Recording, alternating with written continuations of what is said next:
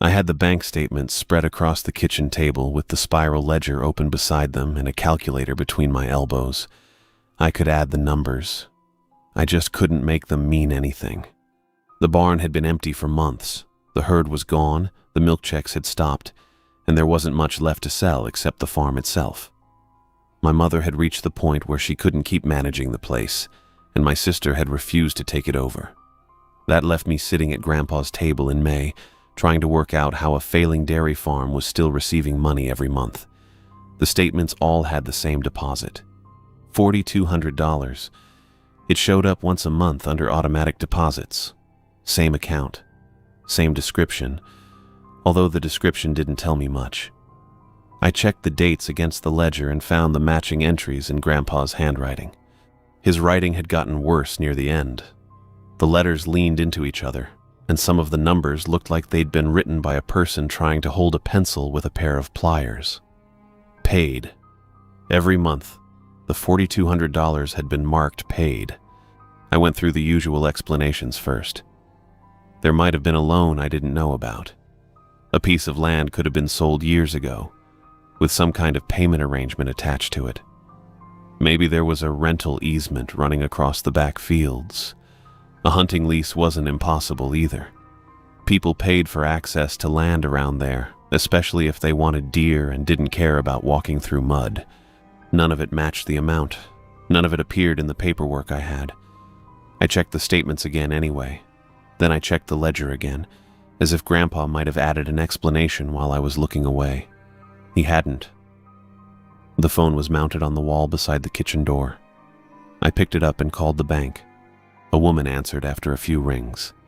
She gave the name of the bank and then identified herself as Catherine.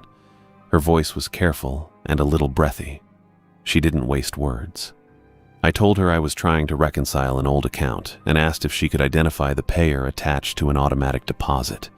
She said she could tell me what the account said, but she couldn't guarantee that the account name would explain anything. That wasn't exactly reassuring. I read the deposit number to her, then gave her the date from the statement. She put me on hold for a while. I stood beside the phone and looked out the window at the barn. There wasn't much to look at. The doors were shut. The roof needed work. One of the windows had been boarded up after a storm, and the weeds had grown high around the side where the milk tanks used to be. It was hard to look at the place and imagine someone paying us $4,000, let alone $4,200. Catherine came back on the line. The identifier is Yost Dairy, standing provision since 1955. I wrote it down on the back of an envelope. Who sends the money? She didn't answer right away. It wasn't the normal pause people take when they're checking a screen. I could hear the air coming through the phone and something faint in the background, maybe a printer or a person talking at another desk. Then the silence went on long enough that I looked at the receiver to make sure the call hadn't dropped. Catherine. I'm here. Who sends it? She paused again. Frederick made me promise I wouldn't investigate the account. I didn't say anything. There wasn't much to say to that. Grandpa had been dead for several weeks, and I was sitting in his kitchen trying to find out why money was still coming in. Hearing his name from a stranger made the whole thing feel more deliberate. What does that mean? I don't know. You just said you promised not to investigate it. I promised, she said. I didn't ask where it came from. I looked down at the ledger. The word paid sat beside the last 19 entries. I'd been expecting a mistake, or some old farm business that had slipped through the cracks. I wasn't expecting her voice to change when I asked. Did he tell you why? He said the day that deposit stopped, the whole family would stop with it. Then the line went dead. I held the phone for a few seconds. I thought she might have hung up by accident, but Catherine hadn't sounded like someone who made that kind of mistake. I put the receiver back and stood there with the envelope in my hand. The phrase didn't make sense. It was too dramatic for a bank account and too specific to dismiss. Grandpa had never been dramatic about money. He'd complain about feed prices and taxes. He'd argue over a repair bill for half an hour to save $20. He didn't talk like a person who believed the whole family could stop because a deposit stopped. I went into his office. The office was smaller than I remembered, or maybe the furniture had made it seem larger when he was alive. There was a desk under the window, 2 filing cabinets, and a metal shelf holding old farm manuals and tax folders. The air smelled like dust and the oil he used on his boots. I opened every drawer. There were canceled checks, insurance papers, seed invoices, and property tax notices. I found records for the tractor, the barn repairs, and a line of credit that had been paid off years earlier. I found no contract connected to the deposit, no rental agreement, no legal filing, no hunting lease. I went through the filing cabinets and then went through them again. The payment was real. The bank had confirmed it. Grandpa had recorded it every month. But there was no paper behind it, no signature, no account number I recognized, nothing that would let me point at it and say this was the reason. By sundown, I'd stopped looking for a normal explanation. That didn't mean I'd started believing an abnormal one. I just didn't have a better category for it yet. The only thing I found that seemed connected was outside. The box was fastened to a fence post at the north edge of the pasture. I'd seen it before, but I'd never paid attention to it. It was a wooden box about the size of a small toolbox, darkened by weather and bolted to the post with thick metal hardware. The pasture dropped away beyond it toward the peat bog, and the Tionioga River ran somewhere past the wet ground. I checked the property records once more before going out. There was nothing marked at the north fence, no structure, no easement, no notation that explained why somebody had gone to the trouble of bolting a box there. After sundown, I walked across the pasture. The grass was wet against my boots, and the light had gone gray over the river. I kept expecting to find some practical answer waiting for me. A meter, a valve, a place where a tenant could leave paperwork. The box had no lock. I crouched beside it and ran my hand over the lid. The wood was rough and cold. There was a narrow card taped underneath, hidden from anyone looking at the box from the front. I pulled it free. The card came away with a dry ripping sound. I stood at the fence with the card in my hand as the last daylight faded over the bog. The closed wooden box remained bolted to the post beside me. The card stayed on the kitchen counter for almost a month. I moved it a few times when I needed the space, but it always ended up back beside the ledger and the bank statements. It was easier to leave it there than put it somewhere I might forget. The farm didn't change much during those weeks. The herd was still gone. The barn was still empty. The grass kept growing around the fence posts, and the monthly deposit kept appearing in the account like it had no idea anything was wrong. I spent most of that time trying to sell the place.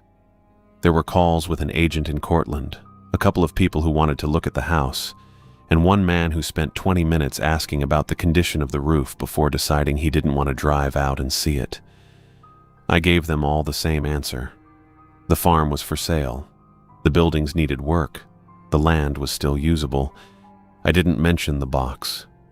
It wasn't part of the paperwork, and I didn't know how I'd explain it without sounding like I'd lost my mind.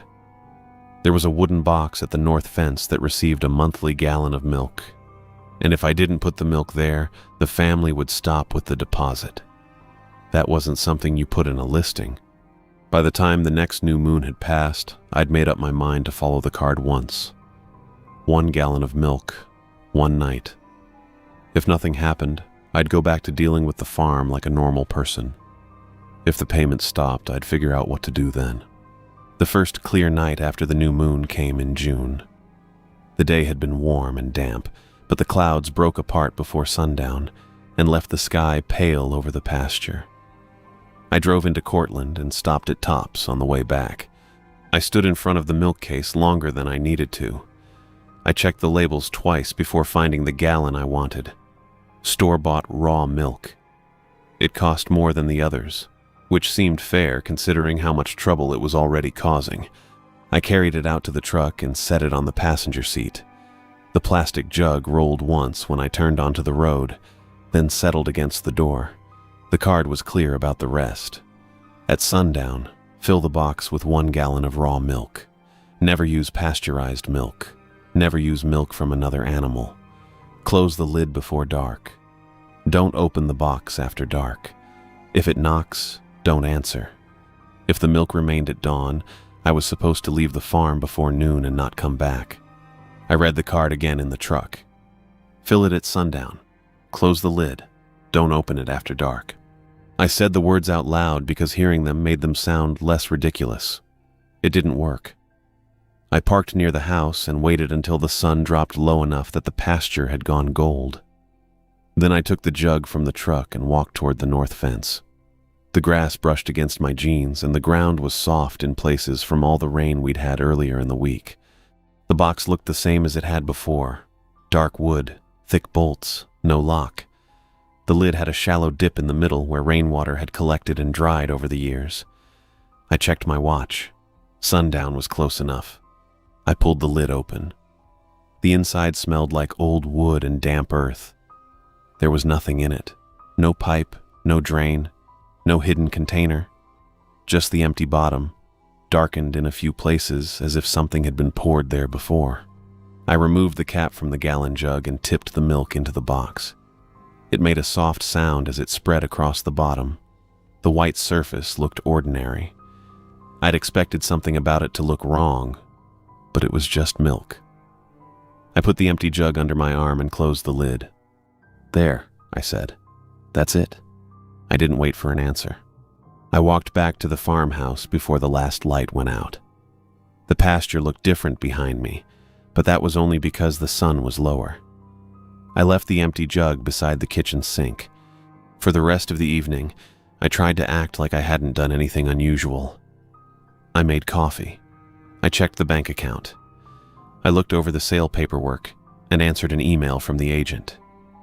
The house was quiet enough that every sound seemed separate. The refrigerator turning on, pipes ticking in the wall, a truck passing on the road. I went to bed around 11. At 2 in the morning, 3 slow knocks woke me. I lay still for a few seconds. The room was dark, and I could hear the old fan turning beside the bed. Then the knocks came again. They were coming from outside. I got up and walked into the kitchen. The house felt colder than it should have. June nights could get chilly, but not like that. The air had the dry bite of late fall, and I could feel it against my hands. The empty milk jug was standing on the porch step. The porch was 200 yards from the north fence, across the pasture and up the short set of steps leading to the kitchen door. I looked through the window over the sink. The jug stood upright in the middle of the step. There was still a little milk coating the inside, but the container was otherwise empty. Something pressed down on the porch board. The wood bent under a weight I couldn't see. It creaked once, then held there. The jug trembled but didn't fall. I took a step back from the window. Cold air pushed under the kitchen door. It came in a thin line at first, then spread across the floor around my boots. My breath showed white in front of me. I didn't open the door. A wet line appeared on the outside of it at the height of a tall man's chest.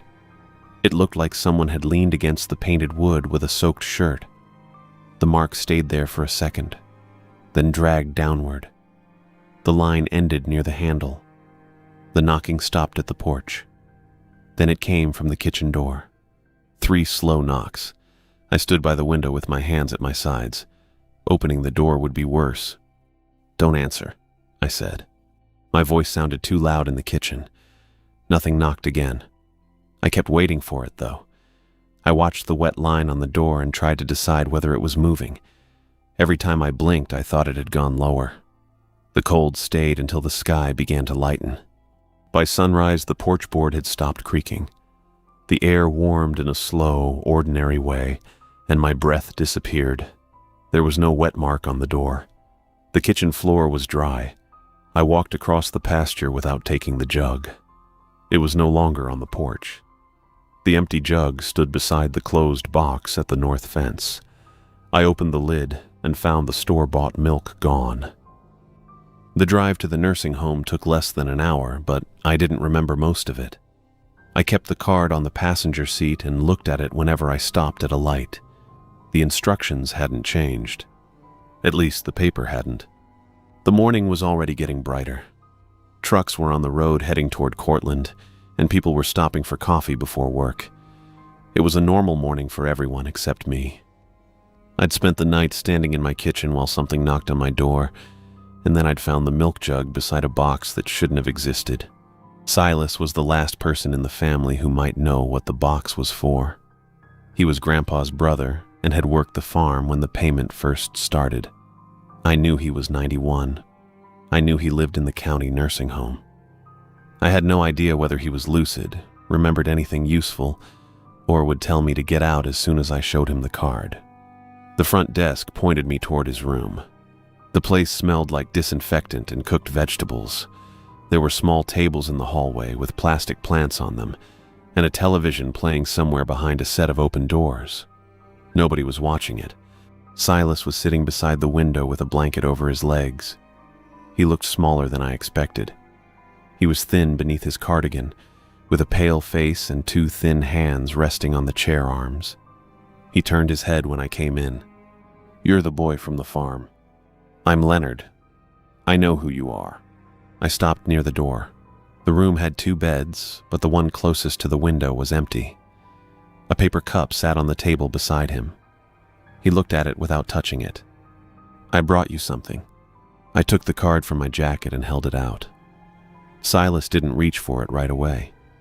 He stared at the writing from where he sat, and the change in his face was small enough that I might have missed it if I hadn't been watching him. Then he held out his hand. His fingers shook while he read. The card wasn't long. "Fill the box at sundown. Use raw milk. Put the lid on before dark. Don't open it after dark. When it knocks, leave it alone. If the milk is still there at dawn, leave the farm before noon and don't come back." Silas read it twice. "Where'd you get this?" "It was taped under the box." He lowered the card into his lap. "You opened it?" "Yes." "And you put the milk in?" "Yes." "Then you took his place without learning the terms?" I didn't answer. He looked back at the card. "You took his farm. That means you took his fence." "I didn't take anything from him. The farm came to me after he died." "That's how taking works when the payer's dead." I pulled the other chair closer and sat down. I'd expected him to deny the whole thing. That would have been easier. If he told me the card was a joke or something Grandpa had written to scare people off, I could have left with an explanation I didn't like but understood. Instead, Silas folded the card along one of its old creases. "What happened in 1955? I asked. He looked toward the window. There wasn't much outside besides a parking lot and a row of bare trees. The trees had leaves when I came in, but from that distance they looked dead. The herd got sick." "What kind of sick?" "A wasting sickness. Cows stopped giving milk, then they stopped eating.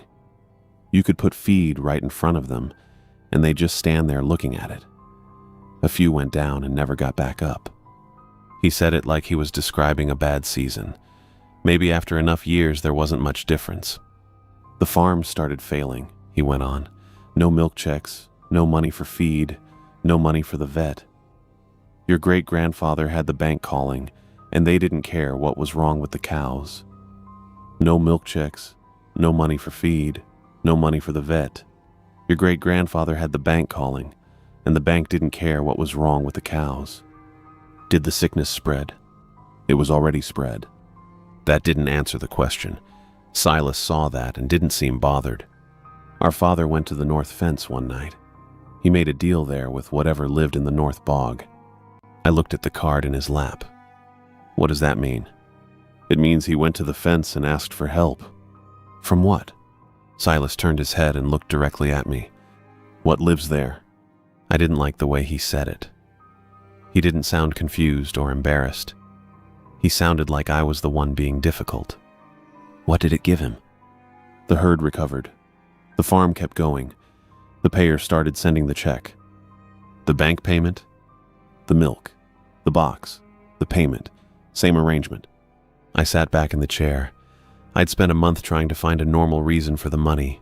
A lease, a loan, some old property deal. None of those things had included a box by the fence, but I'd still assumed there was paperwork somewhere. "How much did he promise?" Silas gave me a dry look. "You think the first question is how much? I think I need to know what I agreed to. You agreed when you took the farm. I didn't know there was an agreement. That's the part that gets people killed. He put the card on the table and pressed one finger against the milk instructions. Raw milk, he said, not pasteurized. It wants what's still alive in it. I looked at him. You're saying it can tell the difference? I'm saying it takes what's offered. Don't make the mistake of thinking that means it's stupid. I didn't have an answer for that. The nursing home television changed programs and someone laughed in the hallway. It sounded too loud through the open door. Why the new moon? The first clear night after it. Why does that matter? It can't travel far without moonlight. That was the first thing he'd said that sounded like a rule I could use. I took out my phone and started writing it down. Silas watched me do it. The box stays closed after dark, he said. That keeps it to the box, the fence line, and the dark between them. Open the box after dark and you let it out. Out where? Wherever it can get. That's not an answer. It's the one you get. I wrote down the rest anyway. Keep the box closed. Don't answer the knocking. Leave before noon if the milk is still there. What happens if I answer? It gets in the house. The words were simple. And if I don't answer? It stays outside. Until morning? Until the light takes the dark away. I put the phone down. My hands had started feeling cold, although the room was warm. The wet line still marked the door from the kitchen. I could still hear the 3 knocks. The milk was gone at dawn, I said. Then the payer was satisfied. I'm not a payer. Silas leaned forward in the chair. You are now. He moved quickly for someone his age. His hand closed around my wrist before I could pull away. His grip was thin but hard, and his fingers pressed against the bones. The milk is the interest. 19 years ago it called the principal. I looked at his hand, then at his face. What principal? Your grandfather paid it. How? Ask your mother what happened to Richard. He let go of me. I rubbed my wrist. There were red marks where his fingers had been. Silas settled back into the chair and looked tired for the first time. I fed that box from the time I was 14, he said. 14 years old, carrying a gallon through the pasture in the dark. Every month, every new moon, I did what my father told me. 14 years old, and carrying a gallon through the pasture in the dark, every month, every new moon, I did what my father told me. What did it do to you? It never let me die in peace. He said it without drama. That was probably why I believed him. I stood up and put the card back in my pocket. I wanted to ask about Grandpa, about Richard, and why my mother had never told me, but I also wanted to leave before Silas gave me another answer. Wait, he said. I turned toward him. Don't go back to the farm. I have to get my things. Get them in daylight, leave before noon. I'm not leaving until I know what this is. You know enough to leave. No, I know enough to be angry. Silas looked at me for a long moment. That won't help you.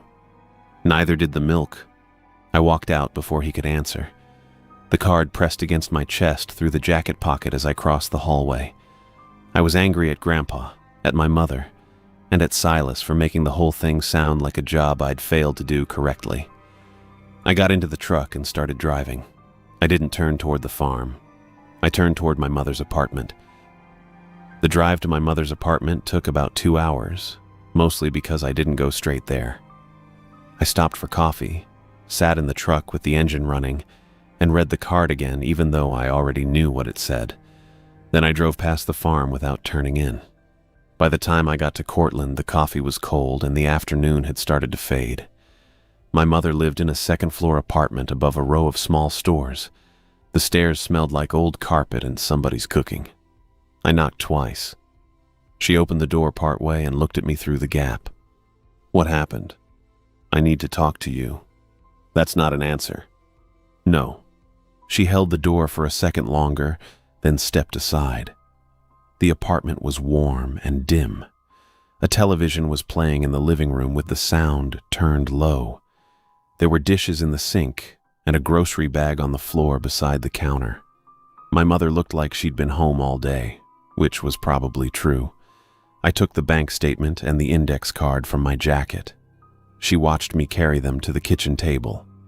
"What are those?" "The payment records, and the card from the box." Her face changed when she saw the card. Her mouth tightened, and she looked past me toward the living room. I put both things on the table. She didn't sit down. "Frederick used the money however he wanted," she said. "That's not what I'm asking. I don't know anything about that box.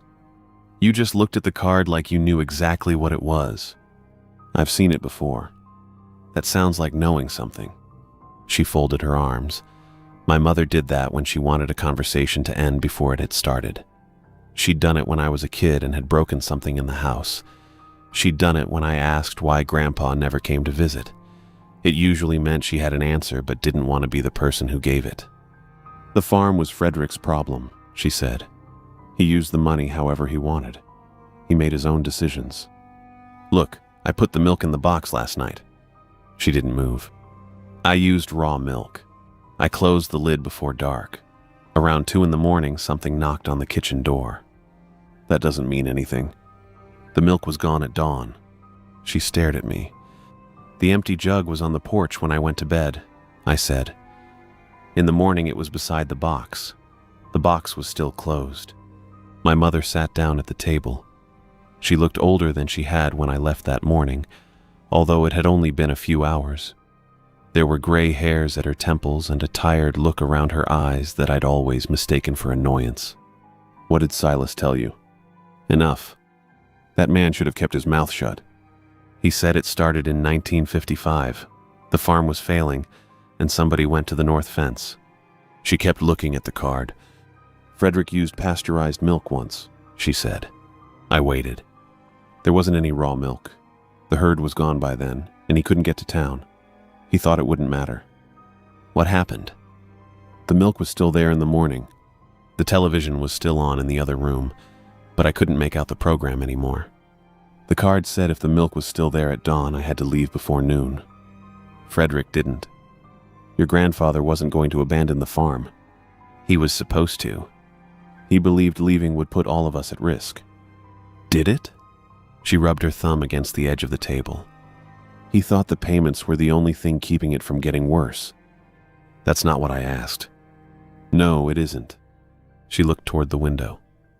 The glass reflected the kitchen back at us, along with a strip of gray sky and the dark outline of a building across the street. "He thought there was still a chance to get Richard back." I knew the name. Richard was my uncle.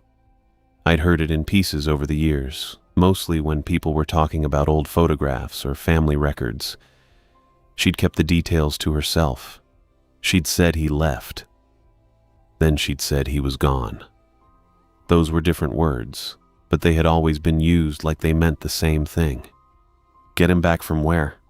She pressed her lips together. 19 years ago, she said. "That's what I need you to understand. It was 19 years ago." "It wasn't. It was longer than that." She ignored me. "Richard was 22 in August of 1980. He'd been drinking, but not enough to lose his mind. He found out about the box and decided he could prove it was harmless." "How?" "He walked to the north pasture at night." "Who told him?" "Frederick." She looked down at the card again. "Or maybe Richard overheard him. I don't know. I wasn't standing there when they talked." "What did Richard do?" "He opened the box after dark." I'd expected more. "He was gone before anyone could get to him," she said.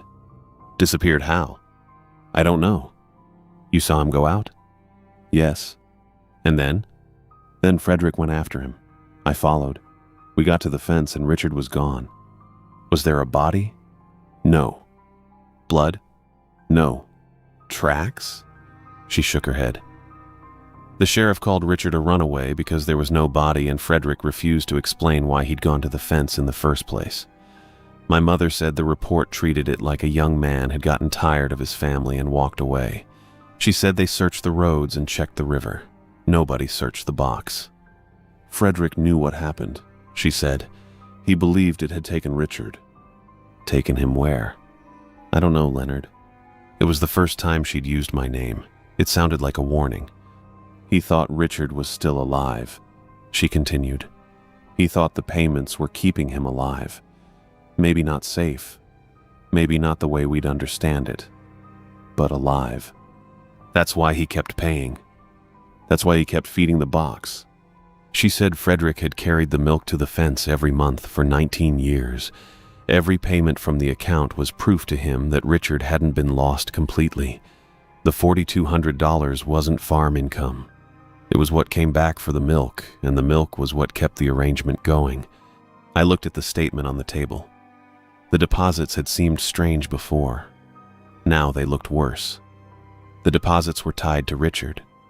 He treated the money like evidence, I said. He treated it like a reason not to stop.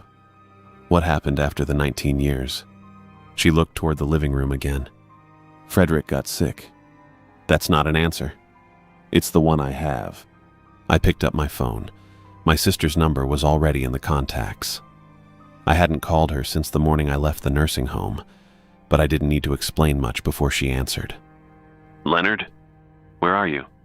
At home. Why? I talked to Silas, then Mom. There was a pause. What did Mom say? I glanced at the card on the table. The farm has a debt attached to it. If I leave, it might pass to you. Sell it immediately. Ethel. No, don't start explaining. Sell it. It could reach the children. It won't if you sell the farm. That's not certain. Nothing about this is certain. You're the one who went to the box. I didn't know what it was. And now you do. I tried to tell her about Richard. She cut me off before I finished the first sentence. She said the children weren't going to inherit Grandpa's secret, and she wasn't going to let the farm decide what happened to them. Her voice got faster the more I tried to explain. Sell it immediately, she said again. Whatever you have to do. Sell the land. Tear down the house. I don't care. I'm not leaving until I know what happened to Richard. You don't know what you're talking about. I know he went to the box in 1980 and never came back. You know what Mom told you? That's enough for now. No, it isn't. It's an excuse to stay. I'm going back. Leonard, don't... I need to find out if there's still a way to bring him back. She went quiet. I could hear something moving on her end of the call. Don't make this about Richard, she said. It is about Richard. It's about you refusing to let go. Maybe. That's not an answer. No, it's a decision. She told me to stay away from the farm. I told her I wouldn't. She ended the call, and I kept the phone in my hand. When the call ended, I kept hold of the phone for a while. I didn't call Ethel back. It wouldn't have changed anything. She'd made up her mind, and I'd made up mine. The next 30 days went by without anything happening at the fence. I kept checking it anyway. I walked out there most mornings and looked at the box from the pasture side. Then I'd look at it from the riverside, as if a different angle might show me something useful. The box stayed closed. The bolts stayed where they were.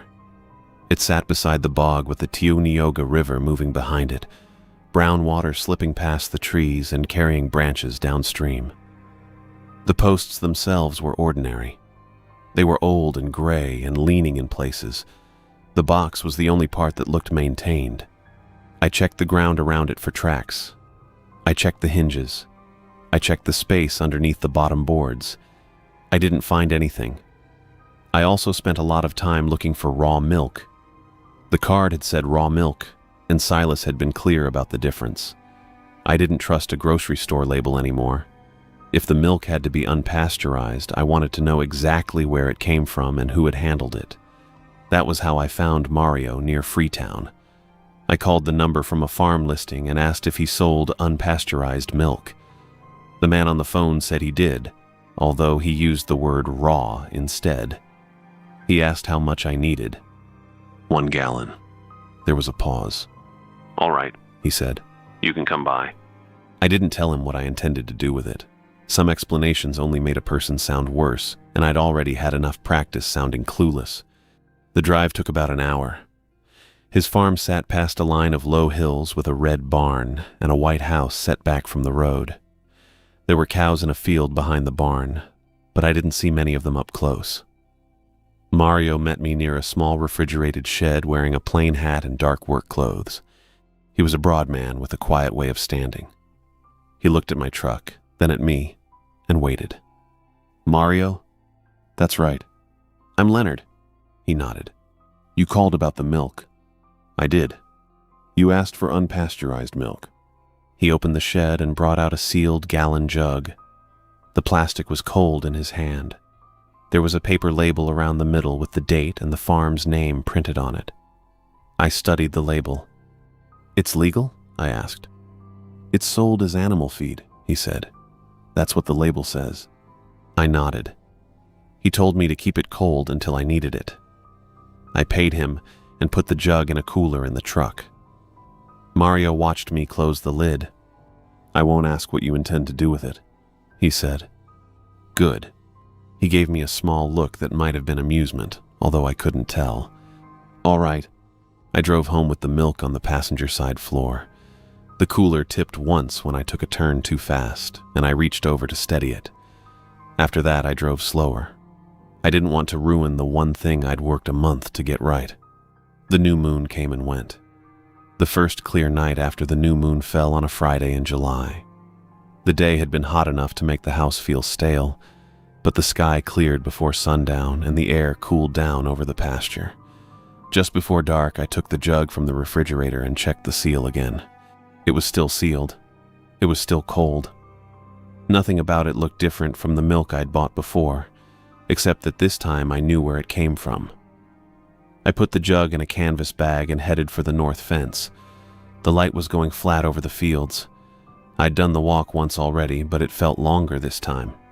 At the box, I checked my watch. Sundown was close enough. I lifted the lid and looked into the box. The bottom was dry and dark. There were no marks from the first offering. No milk residue, no crack in the wood. Nothing that explained where the gallon had gone. I removed the cap and poured the milk in. It covered the bottom in a white layer. I tilted the jug until every drop came out, then held it upside down for a few seconds. The empty plastic made a soft popping sound as it collapsed in my hand. I put the cap back on and closed the lid. I checked it twice. "Closed," I said. The word sounded stupid out there, but I said it again anyway. "Don't open it after dark. Don't answer the knocking." There was no answer. I carried the empty jug back to the house and left it next to the kitchen sink. Then I locked the door, although I knew a lock wasn't going to matter if the thing outside decided otherwise. I stayed awake all night. Nothing knocked. There was no cold air under the door. The porch stayed empty. Around 3 in the morning, I checked the window and saw only the dark pasture and the reflection of my own face. That bothered me more than the knocking had. I'd expected something to happen. I'd spent the whole night braced for it, and when nothing came, I didn't feel relieved. I felt like I'd missed a step. At dawn, I went back to the fence. The sun was just coming over the trees. The grass soaked through my boots, and the river showed through the bare sections of the pasture fence. The box was where I'd left it. I opened the lid. The milk was still there. It hadn't spilled. It hadn't separated or changed color. It looked as fresh as it had the night before. There was no sour smell, no skin on the surface. I stood there with the lid in my hand. The card had been clear. The instruction was to leave the farm by noon and stay away. I'd read the instruction enough times. Knowing it and seeing the milk sitting there were two different things. "Look," I said to the empty pasture. I did it right. There was something underneath the jug. I saw the edge of it when I leaned closer. A river stone had been placed on top of a small object, holding it against the bottom of the box. I reached in and moved the stone. The object was a metal ring attached to a piece of bone. The ring was dark with rust and covered in a layer of dirt. I wiped it with my thumb and saw the year stamped inside. 1978. There were initials beside it, worn down but still readable. RF. I recognized the ring. The bone took another moment. Richard had worn a class ring from his high school. My mother had mentioned it once when she was sorting through old things, although she hadn't said where it went. I'd been a kid at the time and hadn't paid attention. There were a lot of family details I'd treated like background noise. I picked up the ring. The bone came with it. It was a knuckle, small and corroded at one end with dark material caught in the joint. I dropped it back into the box and stepped away. The lid had fresh marks across it, wet gouges cut through the wood above the card. They hadn't been there the night before. The letters were uneven, as if something had dragged a hard point through the surface. I pulled out my phone and called Silas. He answered after several rings. What is it? I'm at the fence. You should have left. The milk's still in the box. He didn't say anything. It's still there, I repeated. It didn't spoil. It didn't spill. It's exactly where I put it. Silas breathed into the phone. The sound was thin and rough. It did that before. When? The week before Richard vanished. I looked back into the box. You knew? I knew the milk stayed. Your grandfather kept carrying it anyway. Why didn't you tell me? You didn't ask the right question. I asked what happened to Richard. You asked after the fact. I picked up the phone and held it closer. There's a ring in here, Richard's class ring. It's attached to a bone. Silas went quiet again. There are words cut into the lid, I said. Fresh words. What words? I looked at the wet grooves. The letters had been pressed deep into the wood. Bring the payer. Silas spoke so softly I almost missed it. It's done taking milk. What does that mean? It wants the payer. I'm the payer. No, the farm is the payer. You're the man carrying the bill. Then what does it want? He took a moment before replying. I heard something moving near his phone. The milk was the interest, he said. The principal was Richard. Richard is dead. The ring says what it says. That's not an answer. It doesn't have to be an answer. It's a warning. I looked at the bone again. The skin on my arms had tightened, although the sun was warming the pasture. What am I supposed to do? Leave the farm before noon. The card said that. Then follow the card. It says never come back. Do that too. And Richard? Silas didn't speak. Silas. The payer's being called. What payer? He ended the call. I lowered the phone and looked at the box. The milk was still sitting at the bottom. The ring rested beside the bone, both of them damp from the cold white surface. Above them, the fresh letters cut through the wood.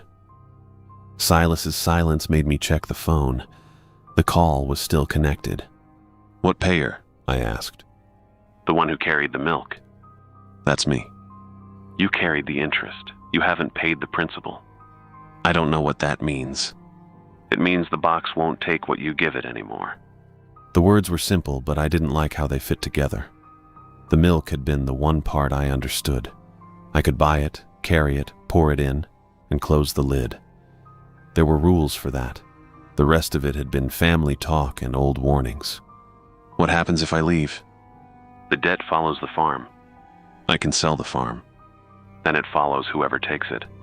I won't sell it to somebody. You can walk away without selling it. That won't help. I looked at the box. The fresh words cut across the lid above the ring and bone. What happens if I go? Silas took a moment. Silas. It passes to Ethel. She doesn't have the farm. She has the family. His voice had gone lower. I could hear the effort in it, like he was trying to push each word through something tight. And her children? The payer doesn't care which branch of the tree it gets fed from. I stayed quiet. The pasture was brightening around me. The sun had reached the tops of the trees, and the wet grass was starting to shine. It was hard to listen to a man talk about children while standing in a field that looked this ordinary. I'm not giving it to them, I said. You don't get to choose what the farm owes. I can choose what I do. That's not the same thing. It is today. Silas started to say something else, but I ended the call. I had no use for another warning. I put the ring and the piece of bone into the empty milk jug and screwed the cap on. The jug still smelled faintly sweet. I carried it back through the pasture and left the box closed behind me. The walk to the farmhouse took a while. I kept looking over my shoulder at the fence and the dark line of the river. The words on the lid were too far away to read now.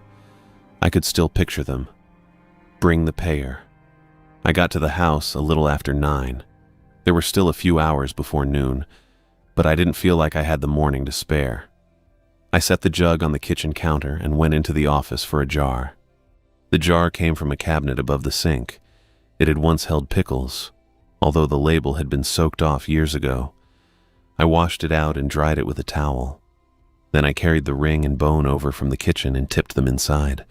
The ring struck the glass with a small, hard sound. I avoided touching the bone again.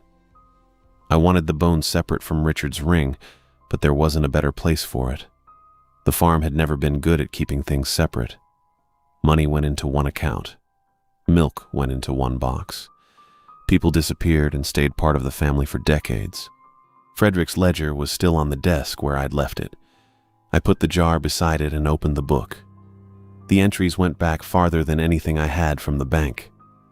Frederick had written in pencil on most of the pages, using the same narrow handwriting I'd seen on the card. Each month had a payment beside it.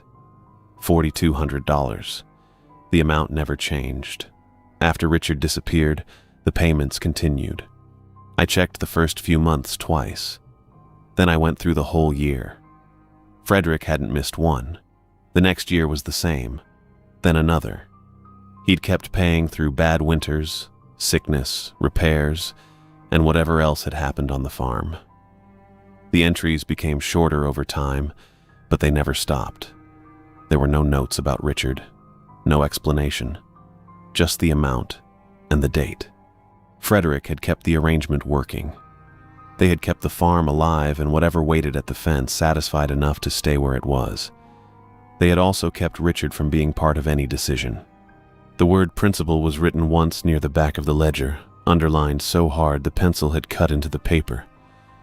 Frederick had paid the interest for 19 years and never asked for the principal back. He'd treated the payments as proof that Richard was still there, but he'd never demanded anything beyond that. That meant Richard had been left in the same place all those years. I used my phone to call Ethel. She answered on the 4th ring. What happened? I'm at the farm. I told you to stay away. I know. Then why are you there? I looked at the jar on the desk. The ring was lying on its side against the glass with the bone beneath it. The box stopped taking the milk. There was a pause. What does that mean? It wants the payer. You're not a payer. That's what Silas said. Silas says a lot of things. He said if I leave, it passes to you. It doesn't pass to me. I'm not taking the farm. It doesn't need you to take the farm. Leonard, stop. The children are part of this. No. Ethel. No. You don't get to drag my children into this because you decided to play farmer with a box. I didn't decide anything. I inherited it. And now you can refuse it. That's what I'm doing. She went quiet for a second. Sell the place, she said. I'm not selling it to somebody else. Then burn it down. That won't fix the fence. You don't know that. I know enough. You keep saying that like it means something. I rubbed my hand over my face. I was tired, and I'd been awake most of the night. Ethel wanted a clean answer. I understood why she wanted that. I wanted it too. I'm not abandoning Richard, I said. He's been gone longer than I've been alive. He's still in the arrangement. You don't know what that means.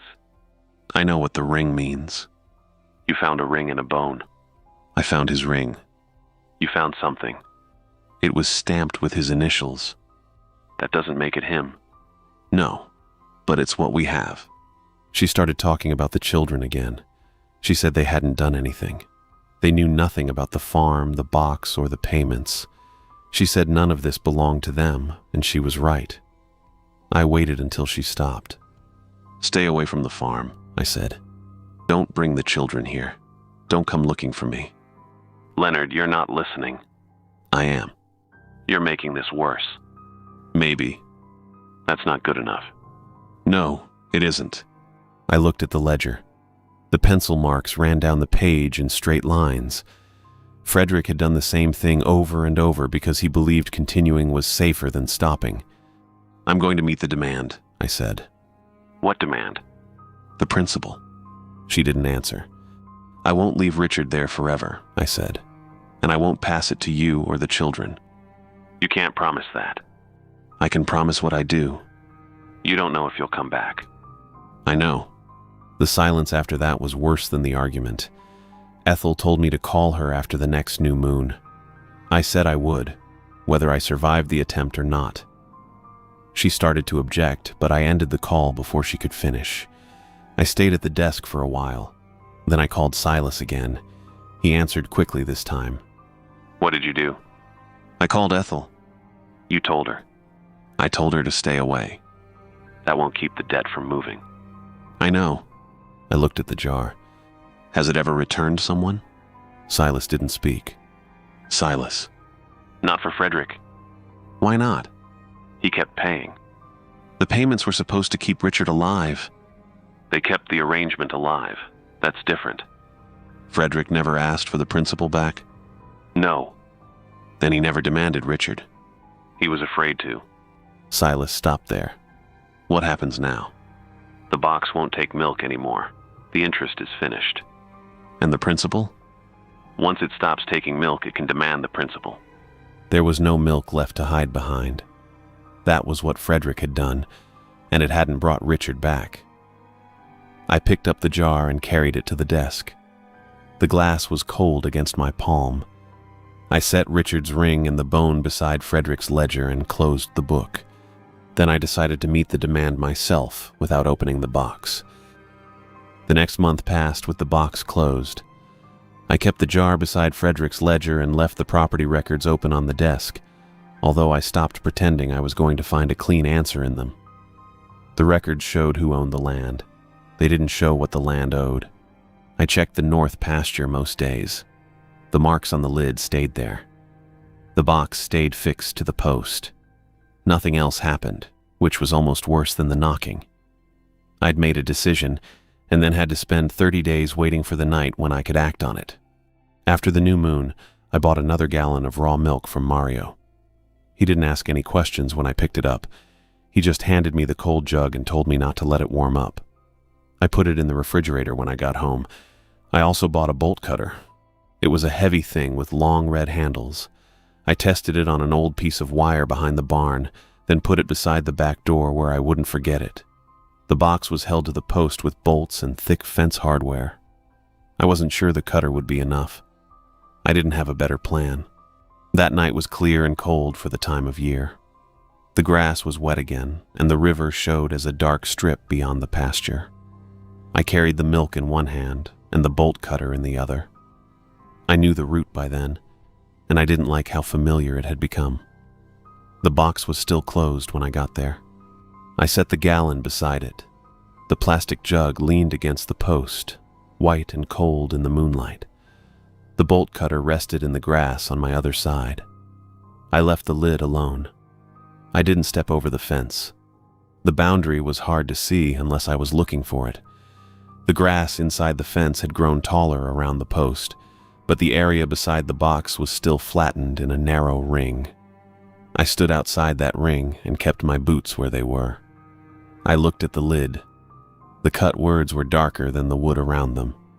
"I'm the one Frederick left to pay," I said. "Give the principal back before you take me." My voice sounded normal. That helped for about a second. Nothing moved. The river went on behind the trees.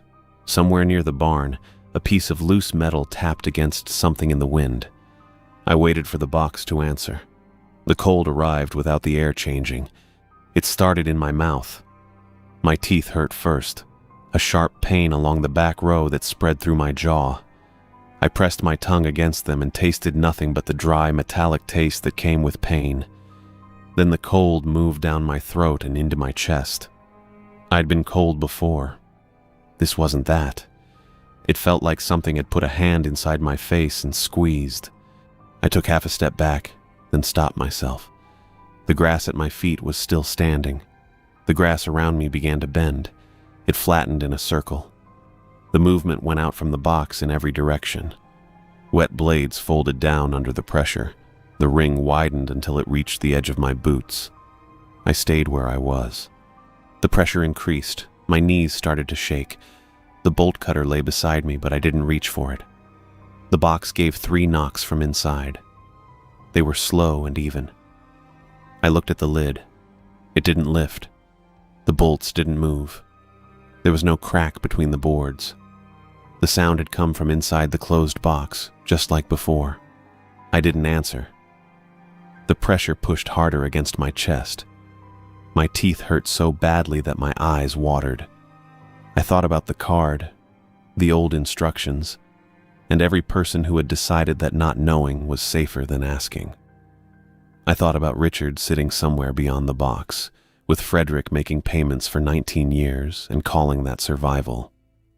The box knocked 3 more times. I kept the lid closed. I repeated the instructions under my breath. Don't open the lid. Don't answer the knocking. The pressure stayed around me. The grass remained flat. The gallon of milk sat untouched beside the post. I waited through most of the night. The moon moved behind a layer of thin cloud. The cold stayed in my teeth and jaw until the pain became dull enough to ignore. I shifted my weight from one foot to the other, but I didn't leave the ring. Every time I looked at the box, the lid was still closed. The knocking came back at intervals. Sometimes there were 3 knocks. Sometimes there was only 1. I didn't keep count. The milk stayed where I'd put it. The box didn't take it. Near morning, the darkness began to thin across the fields. The trees along the river turned from black to gray, and the wet grass picked up a little light.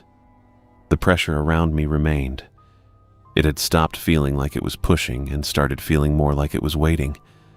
I bent down and picked up the bolt cutter. The handles were cold enough to hurt my palms. I stepped toward the post until I was close enough to reach the lower hardware without crossing the flattened grass. The first bolt held the metal bracket against the wood. I set the jaws around it and squeezed. Nothing happened. I adjusted the cutter and tried again. The handles came together a little farther this time. The bolt made a small cracking sound, but it didn't break. The pressure tightened around my chest. I stopped and looked at the box. "Stay closed," I said. There was no answer. Then the knocking started again. 3 knocks from inside the lid. I put the cutter back on the bolt and squeezed until my arms shook. The metal gave way with a hard snap. One side of the bracket dropped into the grass. The pressure stayed. There were more pieces holding the box to the post. I cut the upper bolt next, then the lower one on the other side. Each cut took several attempts. The handles slipped in my wet hands, and once the jaws caught the edge of the metal and jerked hard enough to pull me forward. I didn't cross the grass. Stay closed. Don't answer. The last piece of hardware was rusted through. I had to work the jaws back and forth before they could bite. My shoulders hurt. My fingers had gone numb. The bolt cutter pulled at my arms. The box knocked again while I was cutting. 3 knocks. I squeezed harder. The metal broke. The box pulled away from the post with a dry wooden crack. I set the bolt cutter down and grabbed both sides. The box pulled hard against my arms. The lid stayed shut. The hinges held. Nothing came through the gaps. I lifted it against my chest. The pressure followed. It moved with me as I stepped away from the post. The flattened grass ended behind my boots, but the ring didn't disappear. It seemed to go wherever I went, pressing the wet pasture down around my legs. The box knocked from inside. I didn't speak. I carried it toward the river. The path sloped down through the north pasture. My boots slipped twice in the mud, and I had to stop once to shift the box against my shoulder. The lid stayed closed each time. The knocking continued at the same steady pace. 3 knocks. Then silence. Then 3 more. The first gray light spread over the trees as I reached the riverbank. The Tiugneoga moved below me, brown water sliding past the stones and carrying small branches downstream. I stood above it with the closed box in my arms. The knocking continued from inside. I let the box go. It hit the river with a heavy splash and went under for a second. Then it came back up farther out, the lid still closed and the wood dark with water. The current caught it and carried it away from the fence line, turning it slowly as it moved toward the deeper part of the bog. I watched for the lid to open. It didn't. The box bumped against a half-submerged branch, rolled once, and kept going. The river took it under the trees. I could still see one corner of the lid between the reeds, but then that disappeared too. There was no flash of light or sudden sound. Nothing reached out of the water. It was just a wooden box being carried away by a river. The cold stopped. It didn't fade slowly. 1 second it was inside my teeth and chest, pressing against my ribs. The next second I was standing in wet grass with my hands empty and my lungs working again. I bent over and put my palms on my knees. My teeth still hurt, but the pain had already started to ease. I stayed like that for a while. I thought the box might do something when it went into the river. Maybe it would come back. Maybe the water would stop.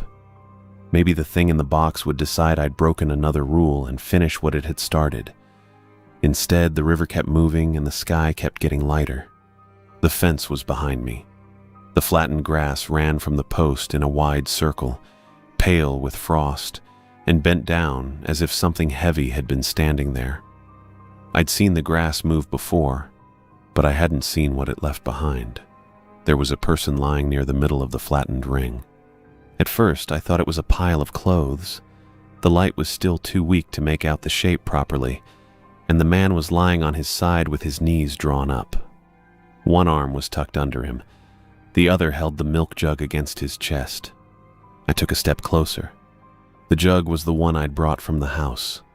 The plastic had been crushed around the middle and the cap was missing. The man's hand was wrapped around it so tightly that his fingers looked white. He was breathing. I could see his back move under the clothes. The movement was shallow, but it was there. I stood over him and tried to make sense of what I was seeing. The last time I'd seen a piece of Richard was a ring and a knuckle at the bottom of the box. Now Richard was lying in the grass with the empty jug in his arms. He looked older than the man in the pictures my mother had kept. That wasn't surprising. 19 years had passed. I knew how old he should be, but knowing the number didn't prepare me for his face. His hair was long and matted. It had gone gray in places and stuck to his forehead. His cheeks had sunk in, and his skin looked pale enough to see the blue beneath it. The clothes hanging from him might once have been work clothes, although it was hard to tell what they had been after so long. They were torn and discolored and stiff in places.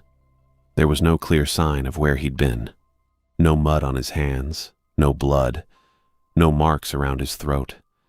Nothing that explained how a man could disappear for that long and come back lying beside a river before dawn. He looked like someone who'd been left outside in bad weather for a long time, except the grass around him was wet and his clothes weren't. I crouched beside him. "Richard?" His eyes opened. They were pale blue. They moved toward me without any other part of him moving. He didn't sit up or pull away. He only looked at me and held onto the jug. I'd never met him before. I'd seen photographs, but they hadn't prepared me for meeting him. In the pictures, he'd been younger than I was now. He had a full face and dark hair and the sort of expression people wore when they thought somebody was wasting their time. My mother had said he was difficult. She'd said he was stubborn and proud. None of that was visible now. The man in front of me was thin enough that I could see the bones in his wrists. "Can you hear me?" He blinked once. I looked past him toward the river. The box was gone. The current had carried it below the trees. Brown water moved around the rocks. "Look," I said. "I'm going to get you out of here." Richard's fingers tightened around the jug. I reached for his shoulder, then stopped before touching him. He flinched anyway. His whole body went rigid, and his eyes moved toward the fence post. He was looking at the place where the box had been. "It's gone," I said. "The box is in the river." That didn't help. His grip tightened again. The plastic crackled under his hand. I didn't call him a spirit or anything else that would make the situation harder to understand. He was alive. He was breathing. He had a pulse when I touched the side of his neck. That was enough for now. I pulled out my phone and called Ethel. She answered quickly. I could hear the change in her voice before she said anything. What happened? I found Richard. There was silence on the line. Leonard, what do you mean? He's here at the north fence. He's alive. She didn't answer. I checked the phone. The call was still connected. Ethel. I'm here. He came back after I put the box in the river. Where is the box? It's gone downstream. You opened it. No. You opened the box. I didn't open it. She started to say something, then stopped. I could hear her breathing through the phone. Richard was still watching me. His eyes stayed fixed on my face, but his body remained tight beneath the torn clothes. I'm coming there, she said. Don't bring the children. I'm not bringing the children. Stay on the road, I'll take him to the house. Leonard, is he hurt? I don't know. Is he breathing? Yes. Then get him inside. I know. You don't know anything. You're standing at that fence with... I said I know. That made her quiet. I looked at Richard again. He still had the milk jug in his hands. The jug had been empty when I took the milk to the river. I'd left it there beside the box. I couldn't tell how Richard had gotten it or why he held it so tightly. Ethel, I said, he can't talk. What? He hasn't said anything. He's awake, but he can't talk. She asked me if he knew who I was. He was looking at me, but that didn't mean he understood anything. It could have meant he was afraid. Call me when you get him inside, she said. I will. Leonard. What? Don't leave him there. I'm not leaving him. I hung up and put the phone back in my pocket. The sun hadn't cleared the trees yet, but the pasture was bright enough now to see the open space around the fence post. The box was gone. The hardware lay in the grass. The bolt cutter was farther up the slope where I'd dropped it. I reached for Richard again. His hand stayed locked around the jug. I slid one arm under his shoulders and the other beneath his knees, but before I could lift him, he jerked away from the fence and pressed himself against my legs. He was stronger than he looked. Or maybe fear gave him what strength he had left. It's all right, I said. The words sounded useless as soon as they came out. Nothing about the pasture was all right. I tried to move him carefully. He didn't speak. I tried to move Richard carefully, but he stayed pressed against my legs. His hands were still locked around the empty milk jug. The plastic crackled every time he tightened his grip. It's all right, I said again. I got an arm beneath his shoulders and eased him upright a little at a time. He was light enough that I could lift him, but he fought every movement. Not against me exactly. Against the fence. Against the empty space where the box had been. He kept looking back at the post like it might grow another box if he took his eyes off it. The trip to the house took a long time. I stopped whenever Richard started to stiffen, then waited for him to loosen his grip on the jug. He didn't let go of it. By the time I got him through the kitchen door, my back hurt, and the sun was up over the trees. I called the county home from the kitchen. They told me to bring him in. There were questions I couldn't answer, and then questions they asked again. I told them he was breathing. I told them he couldn't talk. I told them he'd been missing for nearly 2 decades. That last part made the woman on the phone stop for a while. Richard spent the first few days in the hospital. They checked him over. He was badly underweight. He was dehydrated. His blood work was strange, but I never understood the results. There weren't any fresh injuries. No broken bones. No marks that explained where he'd been. He didn't tell them anything. He didn't tell me anything either. The county home had an empty room 2 doors down from Silas.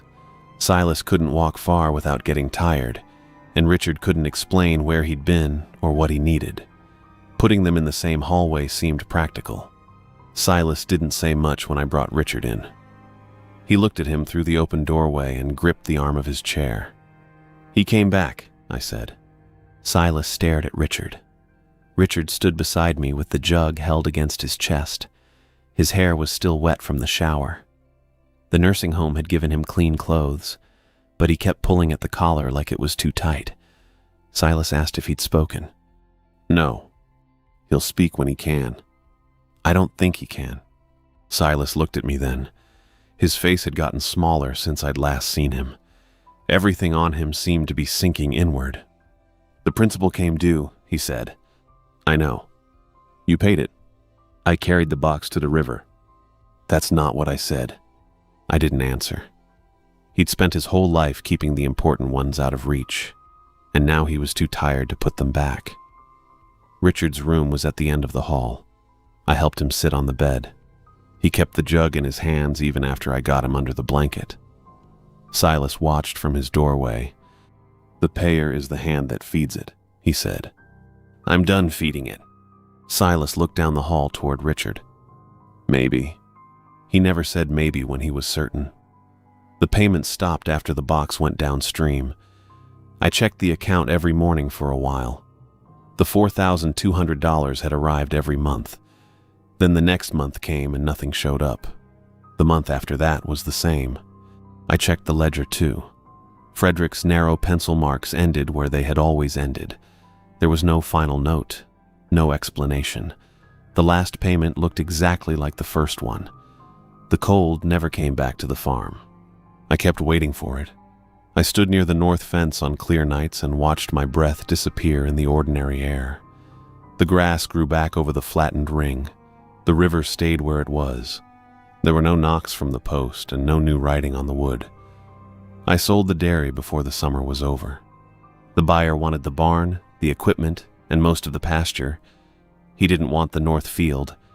I told him it was fenced off because the ground was bad near the river. The post stayed in place. I had the hole where the box had been capped with concrete, and I left the fence around the pasture standing. There was nothing in there anymore. That didn't mean I wanted somebody's children walking through it. Ethel asked if the farm was worth anything. Not enough to keep, I said. That's not what I asked. It needs too much work. She was standing beside her car when I told her. The children were inside with the doors locked, watching something on a phone. Ethel kept looking past me toward the house. Did you get all the records? I got what mattered. Did you find anything else? No. She knew I was lying. Leonard. It wasn't worth the upkeep. That's your explanation? It's the one I have. She looked at the house for another few seconds. Then she told me she didn't want any part of it. I told her she wouldn't have to take any part of it. I didn't tell her about the money. I didn't tell her about the box. I didn't tell her that the arrangement had followed the farm longer than any of us had been alive. Silas died that winter. He'd been sleeping through the night for almost a week before it happened. The nurses said he seemed calmer. He stopped asking what time it was. He stopped waking up and checking the hallway. When I visited him, he stayed in bed and looked out the window. Richard was still 2 doors down. Silas died in his sleep. I sat in the room after the nurse left and looked at his hands. They were folded on top of the blanket. The skin had gone pale and loose. He'd spent 91 years carrying the family's part of the bargain. I didn't know if he'd ever believed it could end.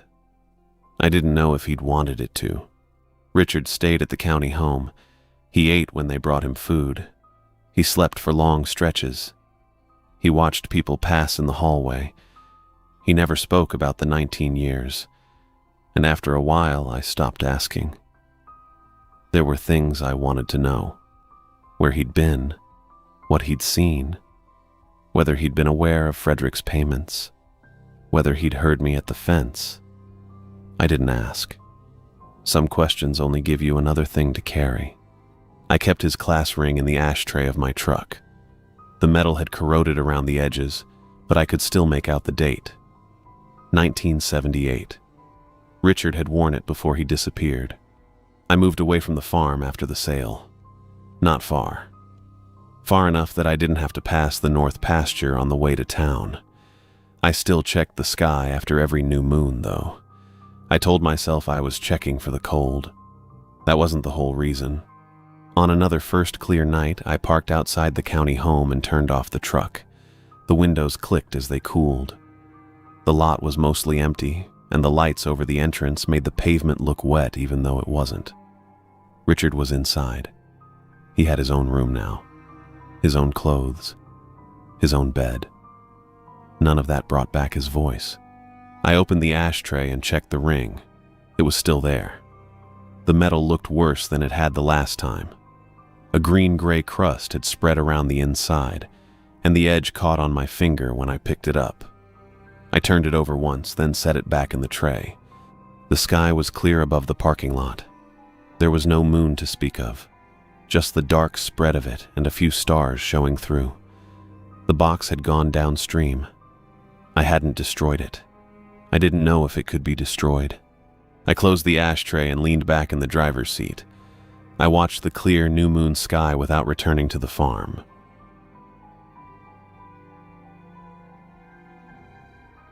The dryer had 6 minutes left. I knew because I'd watched the timer more than the clothes.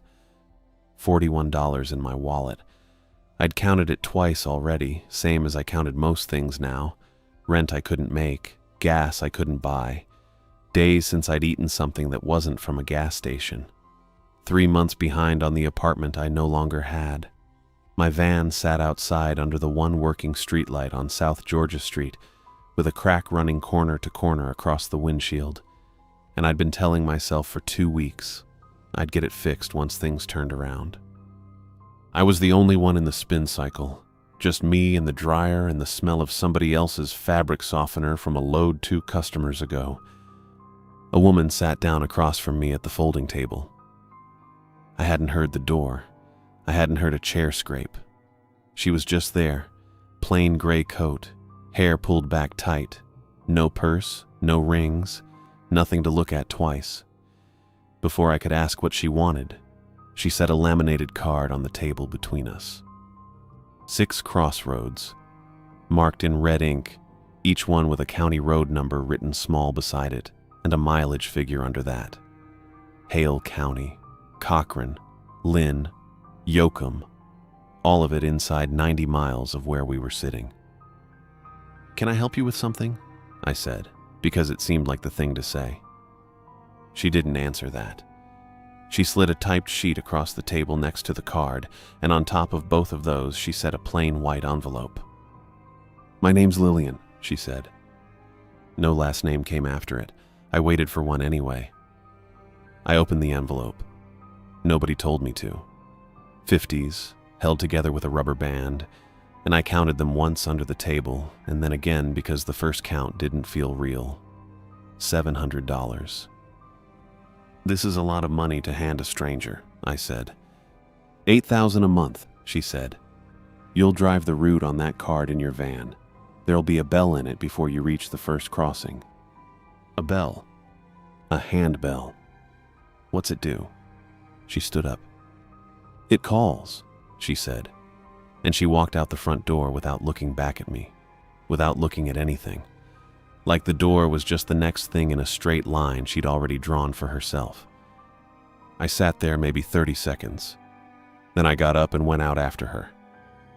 South Georgia Street was empty both directions. No car pulling out, no figure walking off under the streetlights, nothing. Just the wind picking up trash against the curb and my own van sitting where I'd left it.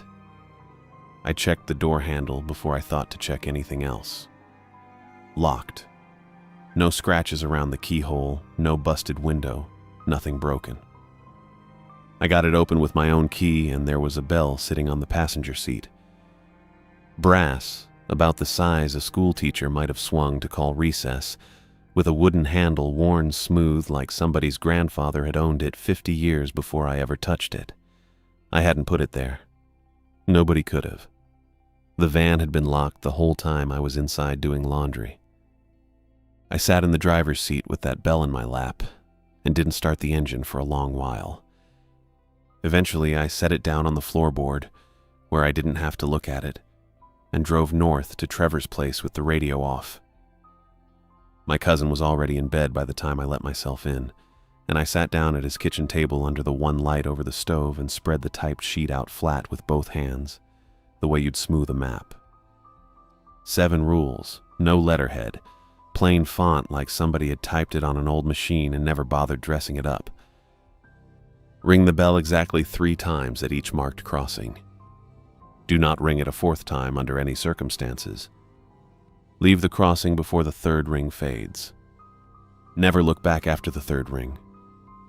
Never ring the bell at any unmarked location. Ring it only at dusk or after, never in daylight. What comes is already on its way. The bell only tells it where to stop. I read that last one 4 times. Then I set the paper down flat again and just sat there with it, turning the whole thing over, the way you'd turn a coin looking for the mint mark. The lock that hadn't been forced. The single word she'd given me for an answer. Rules typed clean and precise, clause by clause, like somebody had thought hard about exactly how to say each one, and no more. The most sense I could make of it was some kind of survey. An acoustic study, maybe. Some eccentric outfit paying a driver to test sound carry across open country. The rules there to keep the company covered legal-wise if somebody got hurt doing something stupid at a rural crossroads after dark. It wasn't a good explanation. It was just the one that let me stop turning it over. $700 was real. I could feel the edges of it in my hand. I counted the money one more time before I let myself think about sleep. 50s fanned out under the stove light. I read through the final rule 4 separate times, trying to make it sit right. What comes is already on its way.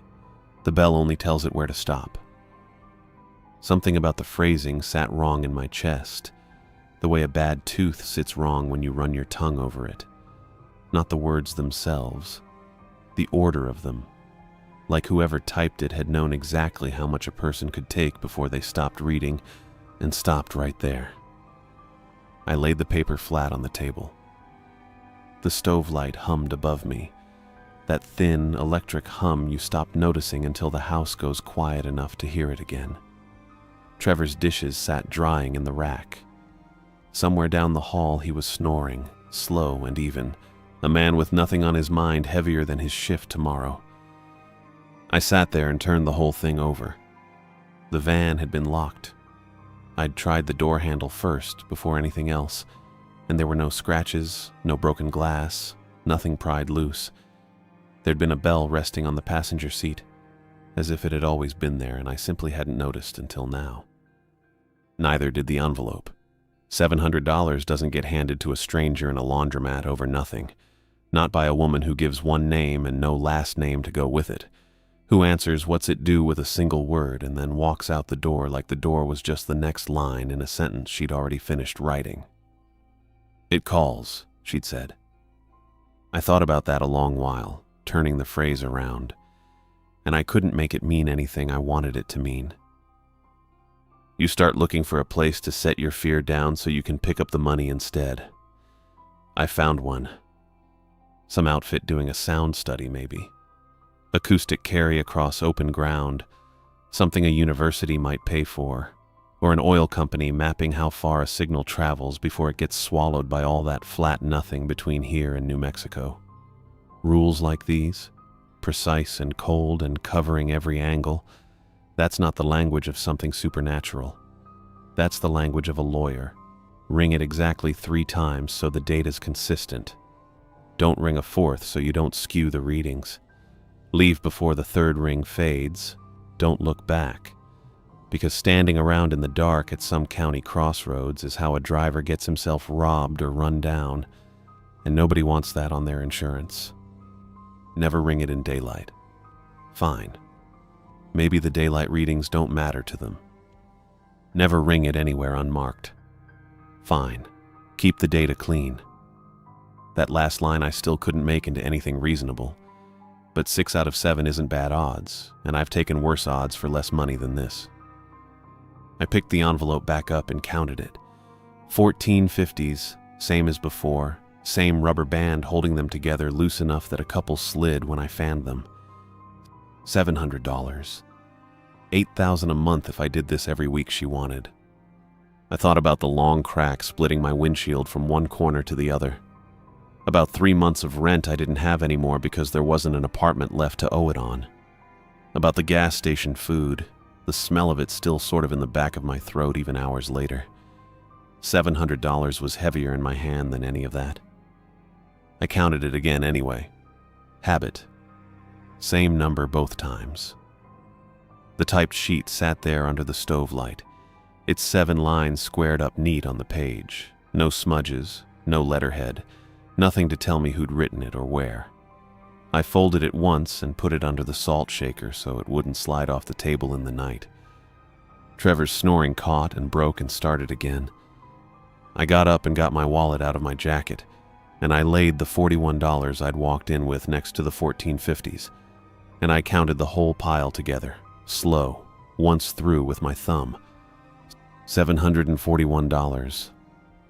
I said the number out loud, just to hear it in the quiet kitchen, low enough not to wake anybody. Then I squared the bills back into a stack, set the stack square on the table where I'd see it first thing, and turned off the light over the stove. I lay down on Trevor's couch in the dark, the cushions smelling like somebody else's dog, and I didn't decide anything I hadn't already decided by then. I was going to drive that route tomorrow evening. I was going to ring that bell at the first crossing on that card 3 times and leave before the third one faded, and I wasn't going to look back. I woke up on Trevor's couch with the folded sheet still under the salt shaker where I'd left it, and I didn't touch it again. I didn't need to. 7 lines don't take much holding on to. The day went by slow and then all at once. Trevor left for his shift a little after 7, and I sat around the apartment not doing much of anything, and then it was 4 o'clock, and I figured I'd better get moving if I wanted to hit that first crossing while there was still enough light to find it by. I took US 87 south out of Amarillo, then cut east on Farm Road 400 into Hale County. The land going flatter the farther I got, cotton fields stripped down to nothing this time of year, just rows of dead stalks running out to a horizon that never seemed to arrive. County Road 110 crossed County Road.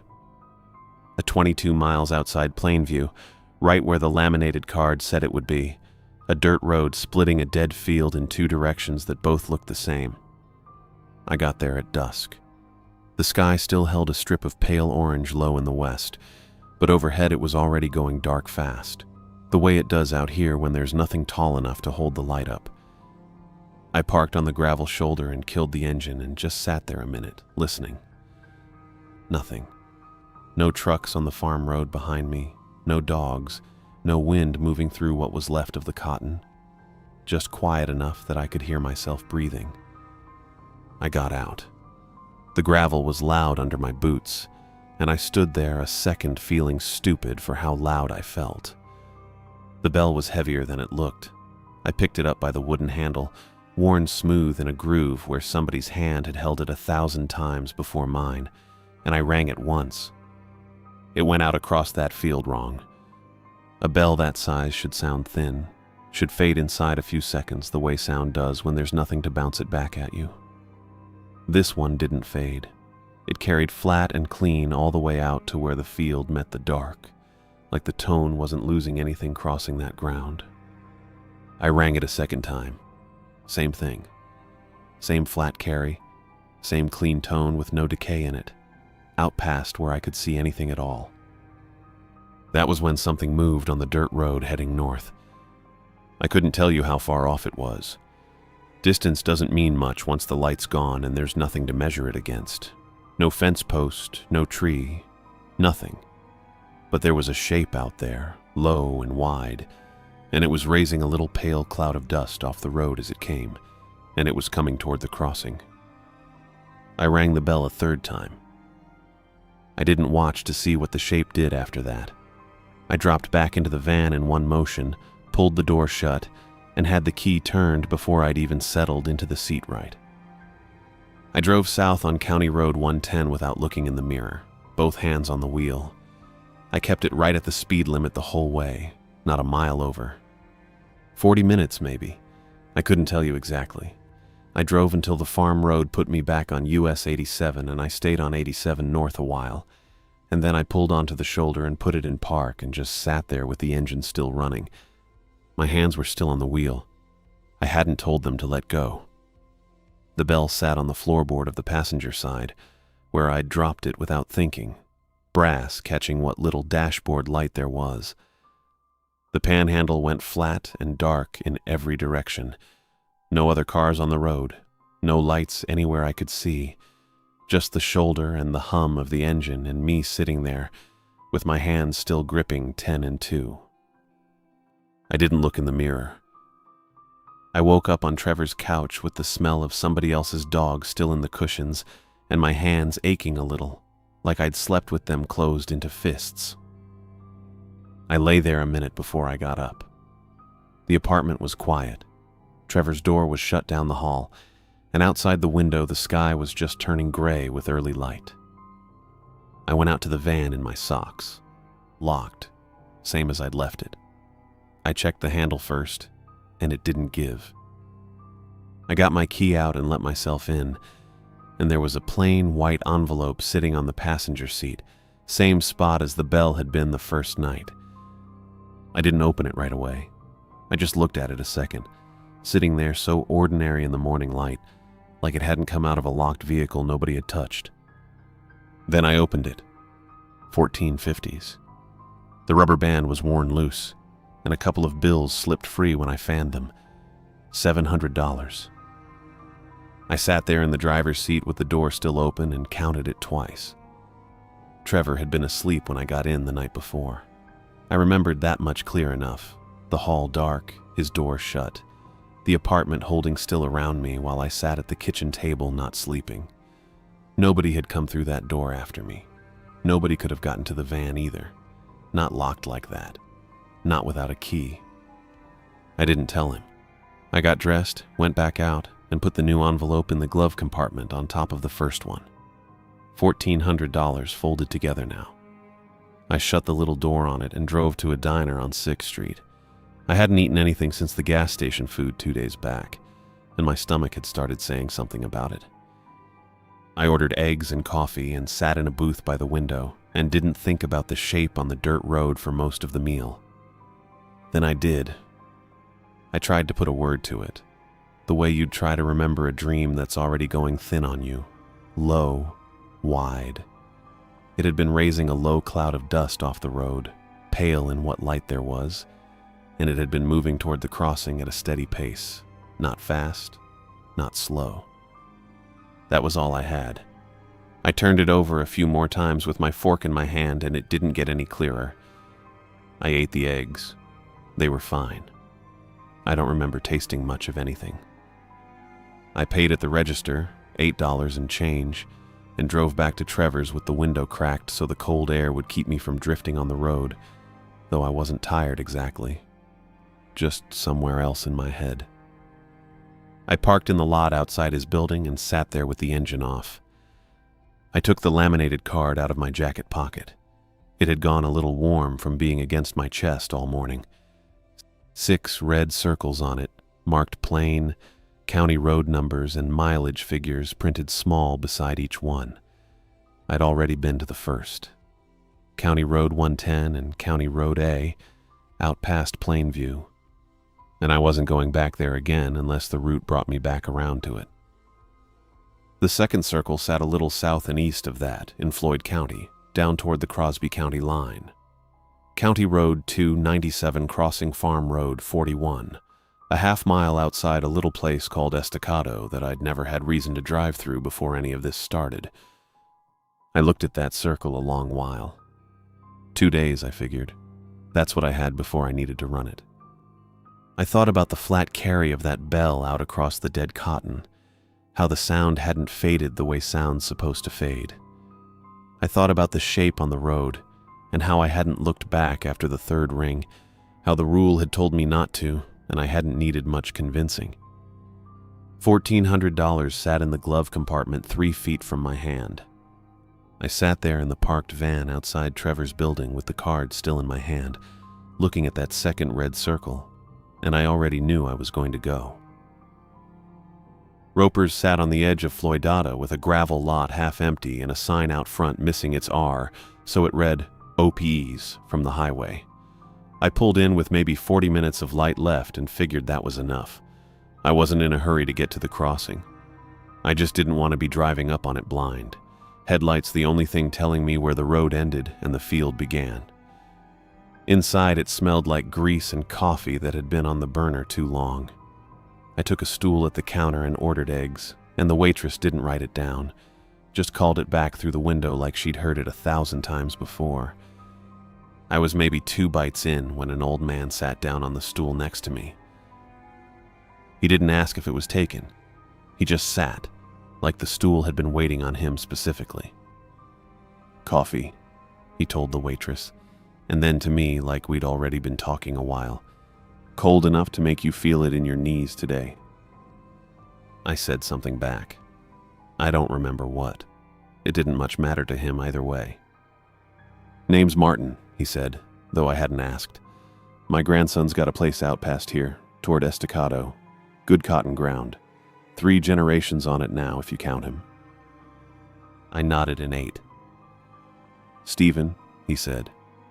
"That's the grandson. Good boy. Works that ground harder than his daddy ever did, and his daddy worked it plenty." He was already pulling his phone out of his shirt pocket before I'd said anything back. He held it up sideways so I could see it, thumb pressed to the screen like he'd shown this photo enough times that his hand knew the way there without looking. A white farmhouse, red barn set back behind it, a live oak with a tire swing hanging still in whatever wind there'd been when the photo got taken, and 2 kids somewhere in the yard, small and blurred at that distance. "That's the place," Martin said. "Good land." My hand went to my jacket pocket without me telling it to. I didn't take the card out. I didn't need to. I already knew what was on it, and I knew the second red circle sat a half-mile off a farmhouse that looked exactly like the one on that little screen. I said it looked like a nice place. "It is," he said, and put the phone away and kept talking. He talked about the youngest for most of 10 minutes. Dawn, he said her name was, and he said it soft. She had her great-grandmother's eyes, he told me. Same shape, same color. And he said it twice in 2 different ways. He said she ran everywhere instead of walking. He said she liked to get down by the fence line and look for rocks. I ate my eggs. I said the things you say. That's sweet. Sounds like a good kid. I didn't look at the card. I didn't need to look at it to know where it pointed. The waitress came by and refilled his coffee without him asking. "You passing through?" Martin said. "Or you got people out this way?" "Passing through," I said. He nodded like that answered something for him and went back to talking, this time about the cotton, how the ground out there had always run good, how Stephen's daddy used to say a man could tell good dirt just by the smell of it before a rain. When I got the check, I paid for both of ours before he could reach for his wallet. He looked over at me a little surprised, like nobody'd done that for him in a while, and started to say something about it, but I was already sliding off the stool. "Appreciate that," he said. "You're all right." I told him to take care and went out to the van. The light outside had gone flat and gray, casting no shadows, and I sat behind the wheel a minute before I turned the key. I thought about the tire swing hanging still on that live oak. I thought about a girl running down toward a fence line looking for rocks, with her great-grandmother's eyes, 6 years old, and a grandfather who talked about her like nothing else in the world mattered. I could still turn around. Nobody was making me point that bell anywhere in particular. The card just marked crossroads. I was the one who had to be standing at them when dusk came down. I put it in drive anyway. US 84 ran me back out of Florida, and I picked up FM 41 heading south, the fields going dark on both sides faster than I liked. No fence posts left to measure the dark against. No lights anywhere ahead of me yet. Estacado was still out there somewhere past what my headlights could reach. The farmhouse was still not visible, the laminated card sitting square in my jacket pocket the whole way. The crossing sat quiet when I got there. Just gravel and dark, and a half-mile east of it, a white shape with one window still lit yellow against all that black. I didn't get out. I stopped the van and just sat there looking at that window. I took my phone out and pulled up the picture I'd taken of the typed sheet before Trevor's salt shaker ever got near it. Rule 7. What comes is already on its way. The bell only tells it where to stop. I read it twice and put the phone face down on the seat. 40 minutes I sat there. I know because I watched the clock more than I watched anything else. The same way I'd watched the dryer that first night in the laundromat. The shape outside Plainview came back to me too, wide and low to the ground, kicking up a little cloud of dust as it moved, and I still couldn't tell you what it was. Not the shape of its head or the length of its legs or anything else a person could hold on to, just that it had been coming toward the crossing when I rang the third time, and I hadn't looked back to see what it did once I dropped into the van.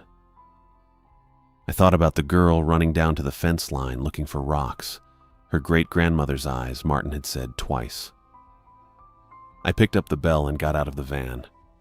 The gravel crunched loud under my boots, same as it always was, and I felt exposed standing there in the open. I rang the bell once. It went out flat and clean across that field, same as it had before, no fade to it, carrying straight toward that lit window like there was nothing in between to slow it down. I rang it a second time. I raised my arm for the third ring and stopped. Arm up. Bell still. I don't know how long I stood there like that. 3 seconds. 4. The whole night gone dead quiet around me. No wind, no bugs, nothing. I thought about that window. I thought about Dawn, 6 years old, running instead of walking, and I thought about how nobody had told me what happened if you left it at 2. I finished the third ring. I couldn't tell you why. It just felt worse to stop there than to go on, and I didn't have time to work out the why of it standing in the open like that. I was moving before the tone died all the way out. Bell in one hand, van door already open, and I was behind the wheel and turning the key with the sound still hanging somewhere behind me in the dark. I pulled onto FM 41, heading west. I looked in the side mirror once. It was standing at the crossing. 8 feet, maybe 9. Too tall for anything that stands on 2 legs the way a person does, and it wasn't moving. It didn't turn toward me. Its head was turned east, toward the farmhouse, toward that one lit window a half-mile off, and it stood there like it had all the time in the world to keep looking at it. And I put my eyes back on the road and didn't look again. I drove west on FM 41 and then I picked up US 84 heading north, and I did not stop. Not for gas, not for the bathroom, not for anything. 3 hours of dark highway with the radio off and my hands locked at 10 and 2 the whole way, same as the first night. Amarillo came up gray at the edges before it came up as anything else. I parked in front of Trevor's building with the engine still running and sat there a long while before I turned the key. I didn't go in right away. I sat in that parking lot until 4 in the morning, watching nothing, the bell down on the floorboard where I'd dropped it. Then I went inside and lay down on the couch and didn't close my eyes. The window across the room went from black to a kind of dead gray, slow, the way the sky looks just before dawn. I lay there and watched it happen and didn't sleep through any of it. The shape at the crossing still standing there behind my eyes, head turned east, facing that farmhouse, patient as anything I'd ever seen. I didn't sleep. The gray at the window turned white, and around 7 I got up off Trevor's couch and told myself I was going to go check the road conditions south of Floydada. That wasn't a thing I'd ever needed to do before. Roads out here don't change much. I got in the van anyway and drove. US 84 ran quiet that early, just a truck or two hauling something out of Lubbock, and I came through Floydada without stopping and turned east toward Estacado same as the night before. Except the light was doing something different to the fields now, flat and gold instead of nothing at all. I slowed, coming up on the farmhouse. It was standing. The barn was standing, red paint faded but whole, no scorch on it, no mark I could see from the road. A man was out in the yard doing something with a hose bib, and I took him for Stephen. and a woman in a green jacket stood near the porch steps with a coffee cup, and one of the kids was running a loop between the barn and the house the way kids do when there's nowhere in particular they need to be. I let a breath out I hadn't known I was holding since the night before. Then I saw the stones. Along the fence line where the yard grass met FM 41, somebody had laid a row of small flat stones, evenly spaced, running the whole length of the property from the corner post to the gate, straight as a chalk line. They hadn't been there when I'd driven past the first time, and I was certain of it. I stopped the van on the shoulder and just looked at them a while. The woman in the green jacket saw me, stopped, and lifted her hand and waved, easy, the way you wave at anybody who slows down on a farm road, and there was nothing in her face that said she saw what was laid 6 feet behind her at the edge of her own yard. I waved back. Then I drove on, because there wasn't anything else to do with my hand once it was up. I didn't stop again until I hit the north side of Floydada, where I pulled into the gravel lot of a feed store that wasn't open yet, put it in park, and sat there with both hands on the wheel. It hadn't gone into the yard. It hadn't touched the barn or the house or the kid running loops between them. It had stood at the edge of what it wanted and laid something down to say so. A boundary. Something had walked the line of that property in the night and marked where it stopped, and the people sleeping inside that house would step over those stones 100 times today, feeding chickens or hauling water, and never once look down. I sat with that until my hands stopped feeling tight on the wheel, and then I drove back to Amarillo. I got in around midday and slept most of the afternoon on Trevor's couch without meaning to. It came down on me heavy, not something I chose. When I came up out of it, the apartment was dark and Trevor's door was shut again, and everything was quiet the way it had been the first night, before any of this. I went out to the van the next morning in my socks, same as before. Locked. I let myself in, and there was a new card on the passenger seat. Same lamination, same red ink, 4 crossroads this time instead of 6, spread wider now, one of them sitting on the west edge of Lubbock off the Slayton Highway. Under the card was a folded slip of paper I hadn't put there. Handwriting. Plain, unhurried, no slant to it, letters set down like somebody who never had to write fast in her life. I hadn't seen her hand before, but I knew whose it was before I'd finished the first word. You did well. The 4th ring would have called it back, and it would have looked for you instead. I read it twice. I sat there with the card in one hand and the note in the other and worked it through, the way I'd work through a bill I couldn't quite make add up. The rules weren't there to keep some study clean. 3 rings and leave, don't look back, never a 4th. That wasn't procedure. That was the difference between it looking at a farmhouse and it looking at me. Not showing up at all. I turned that over too. If a 4th ring called it back, what would a missed crossing do? I didn't have an answer for that one, not a clean one, but I didn't need the note to spell it out. I thought about asking her straight, if I ever got the chance. A phone number, something. She'd never given me one. No last name, no address, nothing but a laminated card that showed up on a locked seat like the van wasn't locked at all whenever it wanted to be something else. I sat there in front of Trevor's building with the new card in one hand and her note in the other, engine off, morning cold coming in through the cracked window, and understood that none of this had ever been a job. It had been the terms I was living under. I folded the note and put it in my jacket pocket with the card, and I sat there another minute before I started the van. I told myself I was going to Coulter Street for gas. That was true enough. But it wasn't the reason I turned the key. I was going to keep driving that route because stopping felt like a 4th ring. Nobody had told me that. It was just there in my chest, the same way the money was there in the glove compartment. I filled the tank, $31 and change. The kid at the register didn't look at me twice, and I lingered by the pump a moment longer than I needed to, just being somewhere ordinary before I got back in and drove. The next 2 weeks went by in a way that didn't feel like 2 weeks.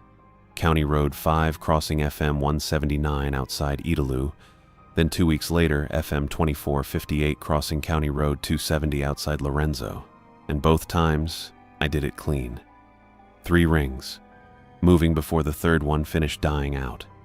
Eyes on the road ahead of me and nowhere else. I didn't look back either time. That was the rule, and I kept it. And both mornings after there was $700 sitting on the passenger seat of a van, I'd locked myself, same as always. No explanation offered or asked for. I stopped trying to make sense of the money. It came. I counted it. I put it with the rest. The 5th crossing on the new card sat on the edge of a town called Whiteface, out past the grain elevator that must have run something once and didn't anymore. Half the storefronts on the main street had paper over the windows. The other half just sat dark, no paper, no glass, even in a couple of them, like whoever left hadn't bothered locking up behind themselves. I got there at dusk, same as always. Gravel intersection, nothing marking it but the card in my pocket and the mileage number that matched. I parked, got out, picked the bell up off the seat. Rang it once, flat and clean, same as it always went, out across ground that had nothing on it to stop the sound. Rang it twice. Rang it a third time and got back in the van before the tone had finished.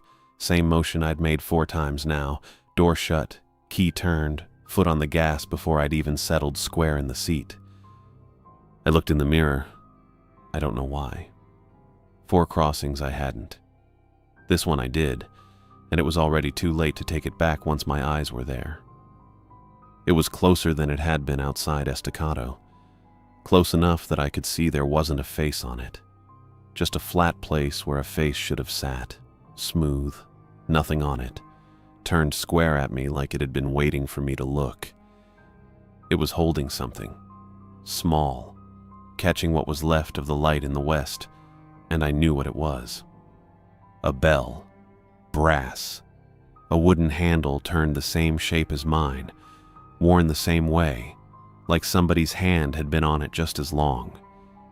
It raised the bell and rang it once. I heard it. Through the glass, across however many yards there were between us, and I felt it before I heard it, a pressure landing flat in my sternum like something had pressed a thumb there. My phone buzzed on the seat. I didn't look at it right away. I couldn't. Not yet. Both hands locked on the wheel and my foot already down harder than the limit wanted. When I did look, one hand off the wheel just long enough, it was a text from a number with no name on it. 1 of 3. That was all it said.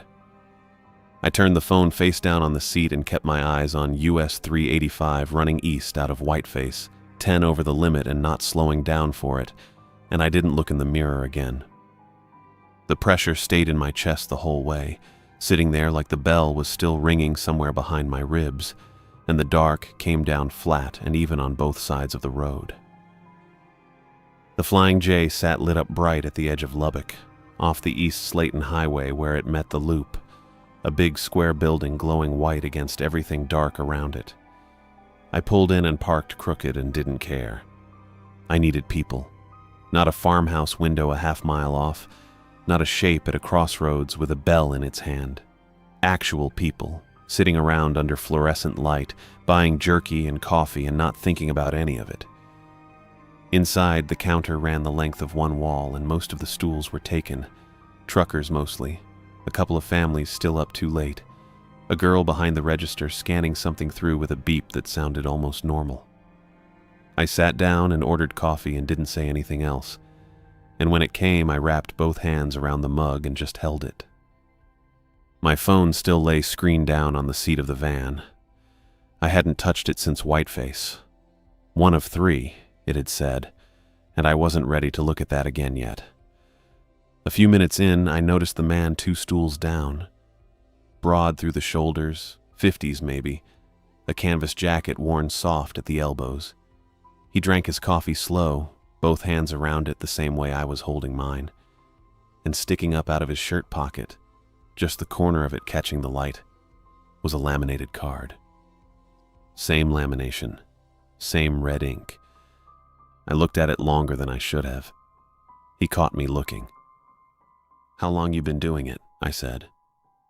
He didn't answer right away. He set the mug down and looked at me a good few seconds, like he was deciding something about my face before he decided anything about the question. 8 months, he said. "Name's Ryan." Atticus. "How'd you find out about it?" he said. "Woman named Lillian found me." He nodded slow, like that confirmed something he'd already half known. "A woman named Lillian found me too," he said. "Bus station in Clovis, New Mexico. Haven't heard from her since the first day." We looked at each other a while after that. Neither of us said anything. I took my card out of my jacket and set it on the counter between us. Ryan reached into his shirt pocket and set his down next to it. Mine ran through the panhandle, red circles scattered across Hale and Floyd and Lynn and Yoakum. His ran west and south out of Clovis, down through country I'd never driven, toward Roswell. We laid them side by side and looked at the two of them together. It wasn't a shape I would have called anything on its own, but side by side, the circles lined up. Not close together, not random, spaced even, the same distance apart no matter which direction you counted, like somebody had drawn lines I couldn't see and dropped a circle wherever two of them crossed. A grid. Not a star, not a symbol, just squares laid across 2 states, filled in a few at a time, on schedule. "There's a third," Ryan said. "Man at a rest stop on I-40, near Santa Rosa. Told me somebody's working south of Midland, West Texas side." I didn't say anything to that. I was still looking at the cards. We started counting. Squares the pattern implied, but neither card had marked yet, gaps sitting right where the spacing said something should be. I lost count once and started over. Ryan didn't say anything while I did it, just watched my finger move across the laminate. 11. I did the math without wanting to. 2 cards a month between the two of us, maybe 3 with the man near Midland, and 11 squares left open across that whole grid. "Under a year," I said. Ryan picked his card up off the counter and folded it back into his shirt pocket, careful, like it belonged there and always had. "I don't know what happens when the last square gets filled," he said. "Nobody told me." "I don't either." We sat with that a while. My coffee had gone lukewarm in my hands. Neither of us said anything else. Then Ryan reached for his wallet and left a few bills on the counter and stood up. "Take care," he said, and that was it. No handshake. He walked out through the glass doors into the lot, and I watched him get into a truck 2 rows over and pull out onto the highway without looking back at the building once.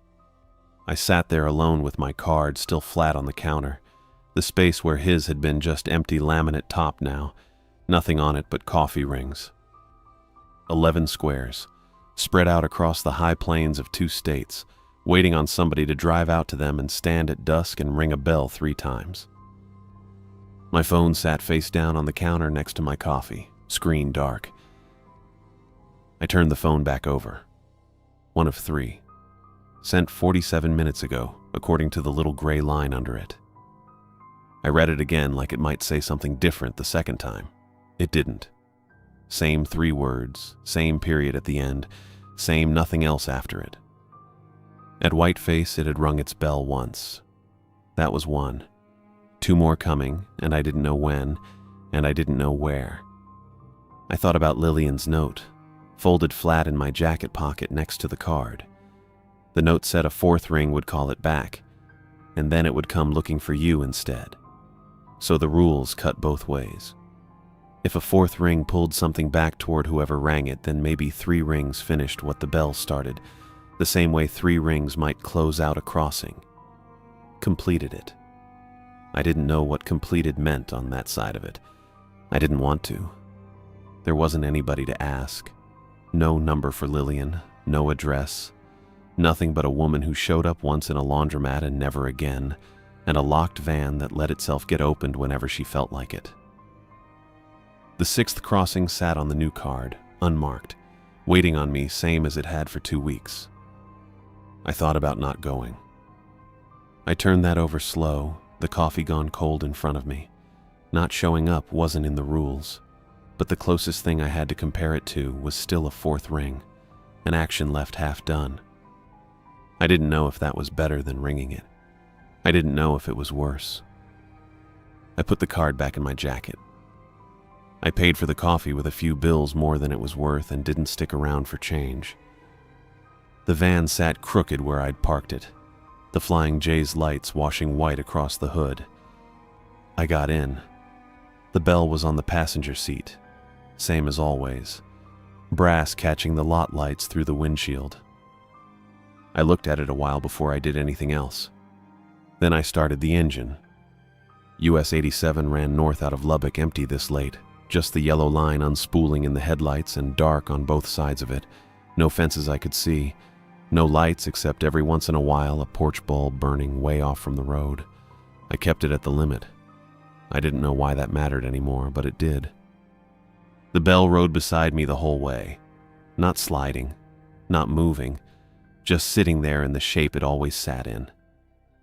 11 squares.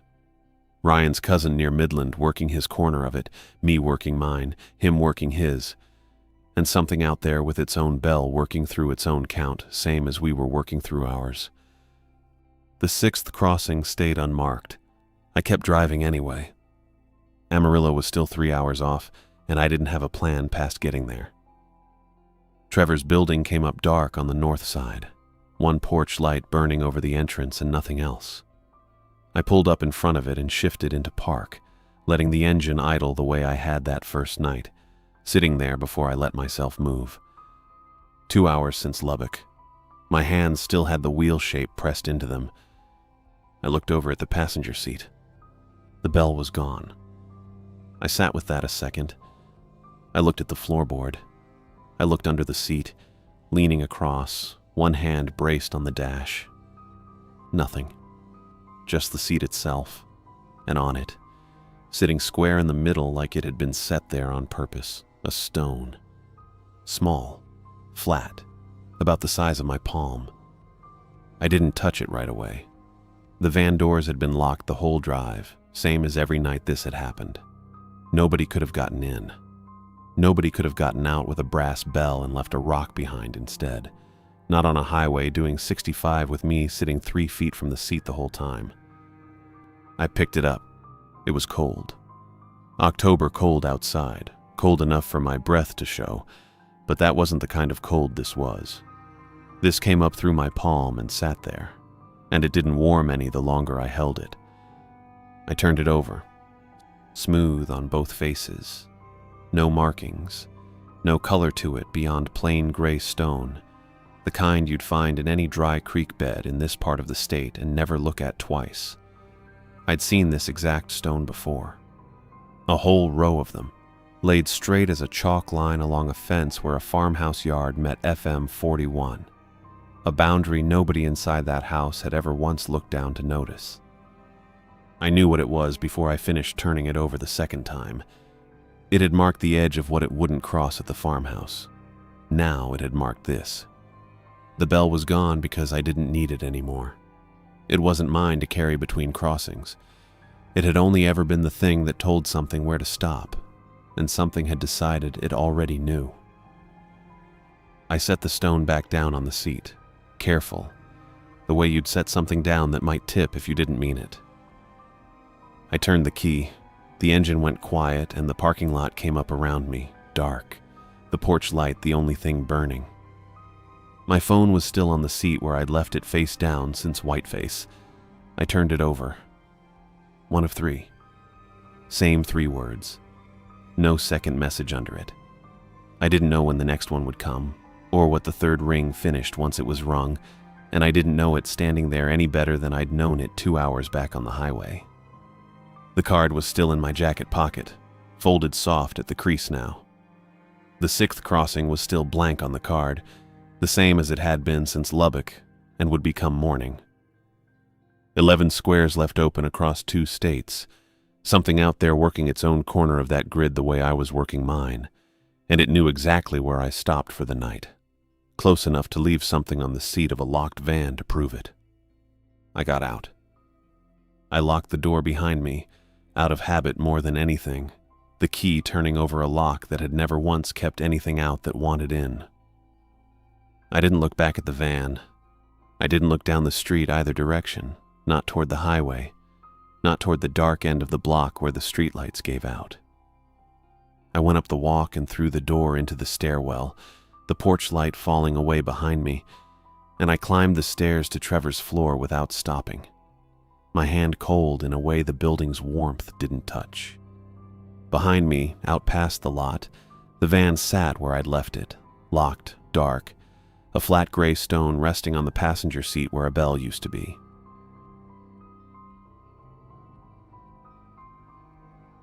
The conference room had no windows. Halden had a lot of rooms like that. I guess when you do work, nobody wants to put on paper. It helps not to have anybody looking in. I was sitting at the long table with a foam pie box by my elbow, half a slice of pumpkin pie still in it. That was the whole holiday as far as Halden was concerned. The day before, most folks had been home with family. I was in Springfield eating cold pie under fluorescent lights. The door opened and Eliana came in. She wore a gray suit that looked like it had never been sat in. Her hair was pulled back tight as always. Eliana didn't hurry anywhere, but she moved fast enough that people got out of her way. She had a folder under one arm. I knew that folder before she put it down. It was thick, dark blue with the Halden reclamation stamp on the front. No job number, no client line. Nothing but my name printed across the tab. She slid it over the table to me. "Open it, Randy." I didn't touch it right away. The pie box was between us, and I moved it aside first. Seemed polite somehow. Inside was a new badge form, salary sheet, title change, the whole deal. Site chief, corner office on the top floor, the kind with actual windows looking out over the loading yard. My pay had a number on it that made me read it twice. "That doubles me," I said. "It does." I looked over the papers again. 11 years with Halden, 11 years in coveralls, crawling around condemned plants and storm drains and places where the government wanted something gone without making a public fuss over it. They'd been telling me the office was coming for a while. Not promising it exactly. Halden didn't promise much of anything. They just kept putting the carrot a little farther down the road. "You finally got tired of me asking?" I said. "The position is available." That's not what I asked. Eliana sat across from me. She put both hands on the table, not folded, just flat there like she was waiting on a report. "The folder makes you site chief, doubles your salary and gives you the office," she said. "One condition." There it was. I closed the folder but kept my hand on it. "What kind of condition?" "One final assignment. It will not be entered into the usual system." That part didn't bother me much. Not yet. Halden did regular cleanup work. Chemical spills, mold jobs, old tanks leaking into places they shouldn't. Then there was the other work. Federal work mostly. The stuff that came through with no paperwork and no real client name. Nobody called it off books out loud. But that's what it was. A job would appear. We went out. We cleaned it up. Then it vanished. "Who wants it gone?" I asked. "Federal officials." "Where?" Eliana looked at the table monitor built into the middle of the conference table. It was black glass until she touched a button on the side. "I will show you." I leaned back in my chair. "I've cleaned up worse scenes for a parking lot bonus." Eliana didn't smile. She didn't even blink much. The monitor came on with a low hum. A gray screen first, then a file page with a picture loading in the middle. The heading read, "Cascade Bay Aquadome, Branson, Missouri." I looked at the first photo. It was one of those indoor water parks built to look cheerful from the highway. Big white dome, tube slides twisting around the outside, rainbow paint all over the front sign, though most of it had faded down to something washed out and sad. The parking lot was empty. "That place shut down," I said, "years ago. In 2016, there was a drowning. A child drowned in the wave pool." I remembered hearing about it. Everybody around Branson heard about it for a week or two. Then the place closed and somebody else bought it, or said they were going to. Nothing ever came of it. Eliana tapped the screen again. More pictures came up. Broken gate, cracked pavement, water stains along the dome walls. One shot showed an old ticket counter behind dusty glass. Another showed a hallway with black water covering the floor. It didn't look like a water park anymore. It looked like a bad place to send men. "What's the assignment?" I asked. 11 maintenance contractors have gone missing inside the building over the last 3 weeks. I looked at her. "Missing how?"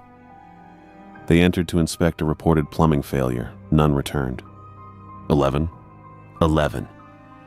That was a lot of people to lose in 3 weeks. Even Halden would have trouble making that kind of thing disappear if it got out.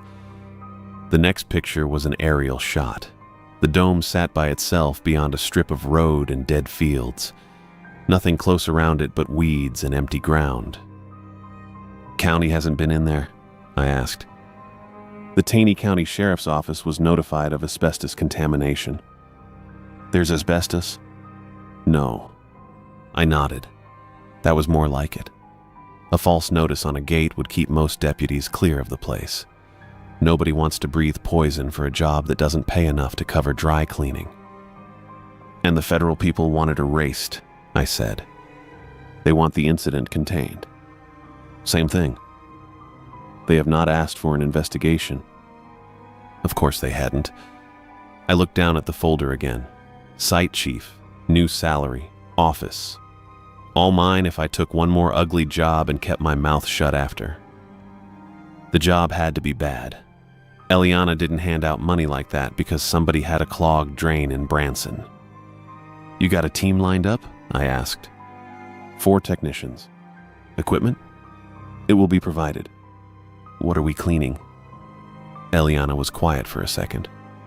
That was unusual. She reached across the table and touched the monitor again. The photos disappeared. A video file sat in the center of the screen with a timestamp beneath it. "Before you decide," she said, "there is something you need to see." Then she started the recovered phone video. The video came up shaky and dark. For a second, all I could see was a white circle from a headlamp bouncing off tile. Then the man holding the phone turned enough that I could see the hall ahead of him. Water covered the floor ankle deep. It was one of those back halls built behind the rides. Exposed pipes overhead, blue tile on the walls, rust around the drain covers, the sort of place nobody sees unless something breaks. The contractor was breathing hard. "Hello?" he called out. His voice came back thin off the tile. He walked a few more steps. The water pushed around his boots in little waves. His phone kept dipping toward it, like he was trying to get a look at something down there. At first I didn't see it. Then a flat shape moved under the water. It wasn't swimming. It was more like a shadow sliding under clear plastic. Long and low, darker than the water around it. The headlamp beam passed over it and it was gone. The man stopped walking. "Is somebody there?" he said. The water rippled. Not away from him either, toward him. Ripples ran across the floor and climbed the tile wall. I watched them go up maybe 3 feet, water hanging there where water had no business hanging. The contractor backed up. His boot hit a dry patch by the wall. He almost got clear. Then the water surged around the edge of the dry patch and caught his other foot. He screamed. The phone spun sideways. All I saw was tile, his leg, and water boiling around his boot. He tried to pull free. Both hands went down into it. That was when it folded him. I don't know any better way to say it. His body bent down into that shallow water like somebody had shoved him through a hole in the floor. His shoulders went first, then his head. His arms slapped against the tile and vanished after him. He was yelling right up until there was nothing left to yell with. The phone lay there filming the puddle. The water went still. Eliana watched the screen without moving. I was still looking at it too, waiting for the man to come back up. He didn't. "That is the damp," she said. "The what?" "The presence inside Cascade Bay."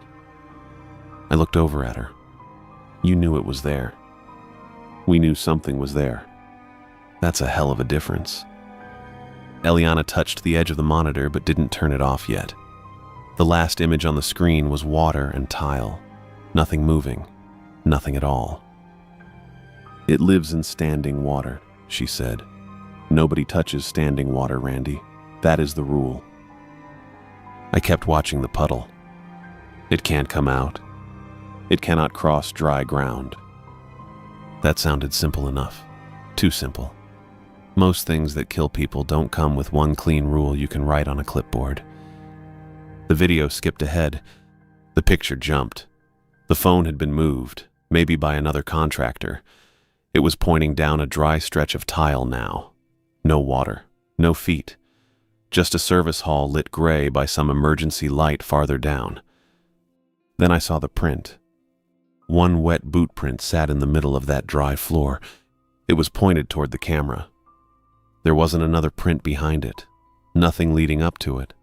Nothing past it. Just one dark wet mark, like somebody had stepped down from thin air and stopped there. "Hold it," I said. Eliana's finger hit the screen. The video went black. "What was that?" "The footage is incomplete." It was a boot print. It was one image in a damaged recording. It was on dry tile. She looked at me then. Gray eyes. No worry in them. No surprise either, which I didn't much care for. "The operation has one safety rule," she said. "Do not touch standing water." I sat back in the chair. There it was again. The rule. Like saying it twice made that boot print go away. "You got any more rules?" I asked. "No." I let out a breath through my nose. I had worked enough bad sites to know when somebody was feeding me the part they wanted me to have. Chemical plants, sinkholes, old buildings with bad air and worse wiring. Halden always had a safety packet until the job got strange enough. Then suddenly there was one rule. Eliana brought up another page on the monitor. This one had a truck inventory on it. Industrial dehumidifiers, drain pumps, hoses, cords, salt. A lot of salt. "You will have a box truck," she said. "The equipment has been loaded." "How much salt?" 40 pallets. I looked at her. 40? 40 pallets. That was enough salt to make a small warehouse dry out and apologize for it. I figured they wanted every inch of that place sucked dry, from the wave pool to the last clogged pipe in the back. 4 technicians are assigned to you," she said. "They report in the morning." "Who picked them?" "Operations." Of course they did. Halden had sent green men into bad places before. Not always green, but close enough. Somebody cheap. Somebody who couldn't turn down the hours. If one got hurt, there'd be forms. If one didn't come back, there'd be more forms. Then somebody higher up would say it was unfortunate. I hated that word. "How long do we have?" I asked. "Until the site is dry." "That's not a time." "It is the only relevant one." I looked at the black screen again. That wet print was still sitting in my head. One mark on dry tile. The damp couldn't cross dry ground, Eliana said. Maybe it couldn't. Maybe there was something else walking around in there. Either way, I wasn't taking 4 men into that building blind. But the folder was still under my hand. Site chief, better pay, an office with windows. 11 years of crawling through filth and dangerous places, and there it was. All I had to do was clean up one more nightmare for Halden. "I'll take it," I said. Eliana nodded once. "I assumed you would." That irritated me some, but she was right. I closed the folder and held it against the table. The 4 they gave me were coming back out. That was the job as far as I was concerned. Halden could have their dry water park and their forgotten incident after that. Nobody was getting turned into paperwork. Eliana shut the file. The monitor went dark with a soft click. "The truck is loaded," she said. "Your crew reports to the loading yard in the morning." I folded the promotion folder under my arm and walked out. By dawn, I was back in Halden's loading yard with the folder under my arm. The place was all wet concrete and diesel smell. Trucks sat in rows under the yard lights. The sun was coming up behind the warehouse, but it wasn't doing much yet. Our box truck was back to the dock. It had the Halden logo on the side and a roll-up door hanging open in back. Inside were drain pumps, coils of hose, and 4 big dehumidifiers strapped down against the walls. There was salt stacked clear to the front. A white line of it had been poured across the concrete by the truck. I stood on one side of it. Jude was on the other. He was thick through the chest and arms, with a stained jacket over his coveralls and a ball cap pulled low. He had the kind of hands you get working plumbing for a long time, knuckles split up, nails dark around the edges. He looked at the truck, then at me. "So you're the field lead," he said. "That's right." Jude gave a little snort. "Halden got so many chiefs now they need a whole extra parking lot for them." I let that sit there. He hadn't crossed the salt line. None of them had. That mattered more than whether he liked me. Jordan was down on one knee a few feet away, wrapping silver tape around the plastic sheeting at her boots. She had her coveralls tucked tight and neat. No loose cuffs, no gaps at the ankles. She pressed the tape down with both thumbs, then tugged it once to make sure it held. She wore a little silver crucifix at her throat. Jordan looked up at me. "Do you want the tape over the boot edge or under it?" she asked. "Over," I said. "If something runs down your leg, I want it stopped before it gets inside." She nodded. "That makes sense." Theo was standing beside her with a duffel bag at his feet. He was young, real young, thin enough that his oversized jacket hung off him like it belonged to somebody else. He kept shifting the bag with his boot and looking at the truck. He was trying hard not to look scared. He wasn't doing a great job. Travis was at the loading dock with a split salt bag over one shoulder. Salt had dusted one sleeve of his coveralls white. He carried it into the truck and set it beside the last pallet without making a sound. Then he came back out for another one. Jude looked down at Theo's duffel. "You packing for a swim meet, Theo?" Theo bent down fast and pulled the zipper closed. "No, I brought extra socks, that's all, in case things get wet." Jude laughed at that. "You expecting the water park to have a gift shop, kid?" Theo's face went red. "I just figured dry socks would be useful." "Jude," I said. He looked over at me. "What?" "Leave him alone." Jude held my eyes for a second. I could see him deciding whether he wanted to make a thing out of it. Then he shrugged and turned back toward the truck. "Fine. Kid can bring a whole damn closet for all I care." Travis passed him carrying another salt bag. Jude stepped out of the way without saying anything else. I waited until Travis had the bag loaded. Then I looked over the 4 of them. Jordan was standing now. Theo had both hands on his duffel strap. Jude had his arms folded. Travis stood by the open truck door with salt dust on his gloves. "Listen up," I said. Nobody talked. "This place has one rule, just one." Jude looked at the salt line on the ground. "That's comforting." "It means you remember it," I said. "No boot, glove, tool, or hose carries water across a salt line. Say it back to me." Jude shook his head. "You serious?" "Say it." He looked annoyed. That was fine. Annoyed men still listened sometimes. "No boot, glove, tool, or hose carries water across a salt line." "Again!" Jude's eyes narrowed. "I said it." "Again." He let out a breath. No boot, glove, tool, or hose carries water across a salt line. I nodded and looked at Jordan. She didn't need time to think about it. No boot, glove, tool, or hose carries water across a salt line, she said. Her voice was calm, like she was reading off a job sheet, but she had one hand curled around that little crucifix. Theo went next. No boot, glove, tool, or hose carries water across a salt line. His voice cracked a little on hose. I looked at Travis. He gave one short nod. No boot, glove, tool, or hose carries water across a salt line. Then I said it myself. Nobody touches standing water. Nobody carries it. Nobody brings it home on their boots. Jude rubbed at his jaw. Salt line's what? Some kind of magic fence? Jordan looked at him. Actually, it doesn't have to be magic. Jude gave her a look. Oh, good. Here comes the science lesson. Jordan didn't rise to it. She just pointed at the white strip across the concrete. Water can bridge it, she said. One wet footprint could make a path across that line. If you step through it after that, you've carried it with you. Jude looked down at the salt. That's meaningless. No, Jordan said, it isn't.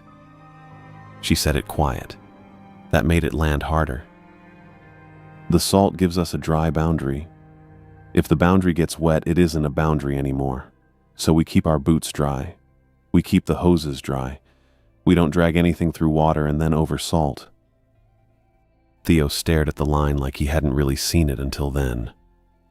What if a hose gets wet by accident? He asked. Then it stays on that side, I said. You call it out. You don't guess. You don't try to be helpful. He nodded quick. Okay, yeah, I got it. Jude looked toward the truck. So we're hauling 40 pallets of salt down there to draw lines around puddles. We're hauling it down there to stay alive, I said. That shut him up. Travis came out with the last split bag. The pallet jack was behind him, loaded with the final stack of salt. He pushed it slow over the dock plate, his big hands steady on the handle. The wheels rattled into the truck. Jordan checked the tape around her boots one more time. Theo picked up his duffel and put it behind the passenger seat of the second truck. Jude climbed in after him, still muttering under his breath. I didn't need to hear what he said. The folder was on the passenger seat when I climbed into the box truck cab. I looked back through the open door and raised a hand to Travis. He nodded once and pulled the roll-up door down over the last salt pallet. I started the truck and eased it away from the dock. The support van pulled out behind me. I saw it in the side mirror once we got clear of the warehouse. Travis was driving. Jude rode shotgun with his ball cap pulled down. Jordan and Theo sat in back with the gear. We took United States 65 South. Branson was waking up when we came through. The big hotels had their signs on. There were fake castles and pirate ships and places selling breakfast to folks who'd spent too much money the night before. It was all bright paint and big promises. Then it fell away behind us. The road opened up and the traffic thinned out. A few cars passed northbound. Nobody was headed our way. I had the phone clipped to the dash. It still showed service then. 2 bars. Not much, but enough to call out if a tire blew or somebody got hurt. That was more than I expected once we got closer. The box truck rode heavy with all that salt in it. I could feel every crack in the road through the seat. The dehumidifiers were strapped down behind me, big metal things with hoses and wheels.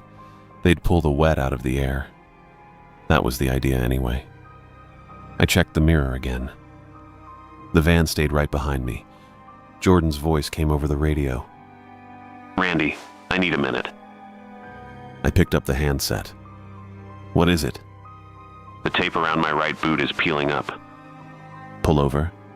No, I can fix it here. I just wanted everyone to know I'm not stepping out until it's sealed. Copy that.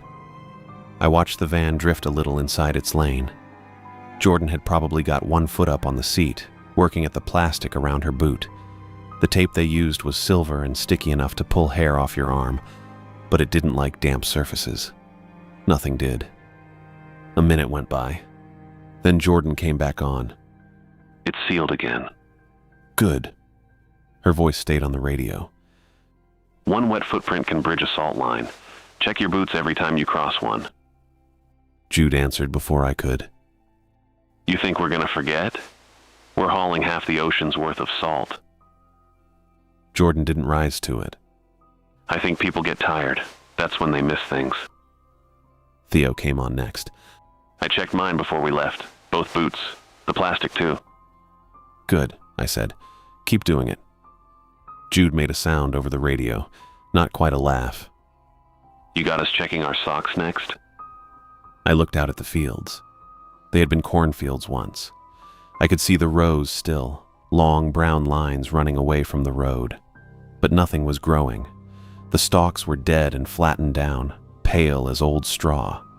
There weren't any houses close by either. Just fields. I picked up the radio again. Theo, when we get there, you inspect every dehumidifier reservoir, twice. Nobody moves forward until you do. There was a little pause. Twice? Theo said. Twice. Okay, I can do that. Jude came back on. Dehumidifiers are safe. They pull water out of the air. Jordan answered him right away. Actually, they store that water in a tank. Yeah, so the tank can overflow. The van stayed close behind me. I could see its white hood bounce in the mirror every time we hit a seam in the road. Jordan kept talking. Each machine stores that water in a reservoir. If it fills and nobody notices, it makes a puddle inside an area we've already cleared. Jude was quiet for a second. Then we empty the damn things. Yes, Jordan said. Before they overflow. That was a fair point. More than fair. I had been looking at those machines as the answer. Get them running, dry the place out, put salt at the doors, and keep going. Simple enough on paper, but every one of them had a tank inside, a tank full of water. Water we made ourselves. I looked down at the radio. Jordan's right, I said. Theo checks the reservoirs. Jude, you check after him. Travis checks after Jude. Nobody said anything for a second. Then Travis came over the radio. Okay. Jude let out a breath. Fine, everybody checks everything. That's the job, I said. The fields kept rolling past. There were spots where water sat low beside the road, black and still in the ditches. I stayed in the middle of my lane and tried not to look at it too long. It was just runoff, rainwater, muddy ditch water. Didn't matter much what it was. Nobody touched standing water. The phone on my dash went down to 1 bar. I watched it there for a while. The little mark blinked once, then held. Theo's voice came through the radio again. Randy, are we gonna have service at the site? I don't know. I mean, if we need to call somebody. We use the radios. Right, yeah. He didn't say anything after that. The last gas station we passed had 2 old pumps out front and a handwritten sign in the window. I couldn't read it from the road. There was 1 pickup parked beside the building. No other cars. No people out front. Then even that was gone. The road ran between dead fields and low hills.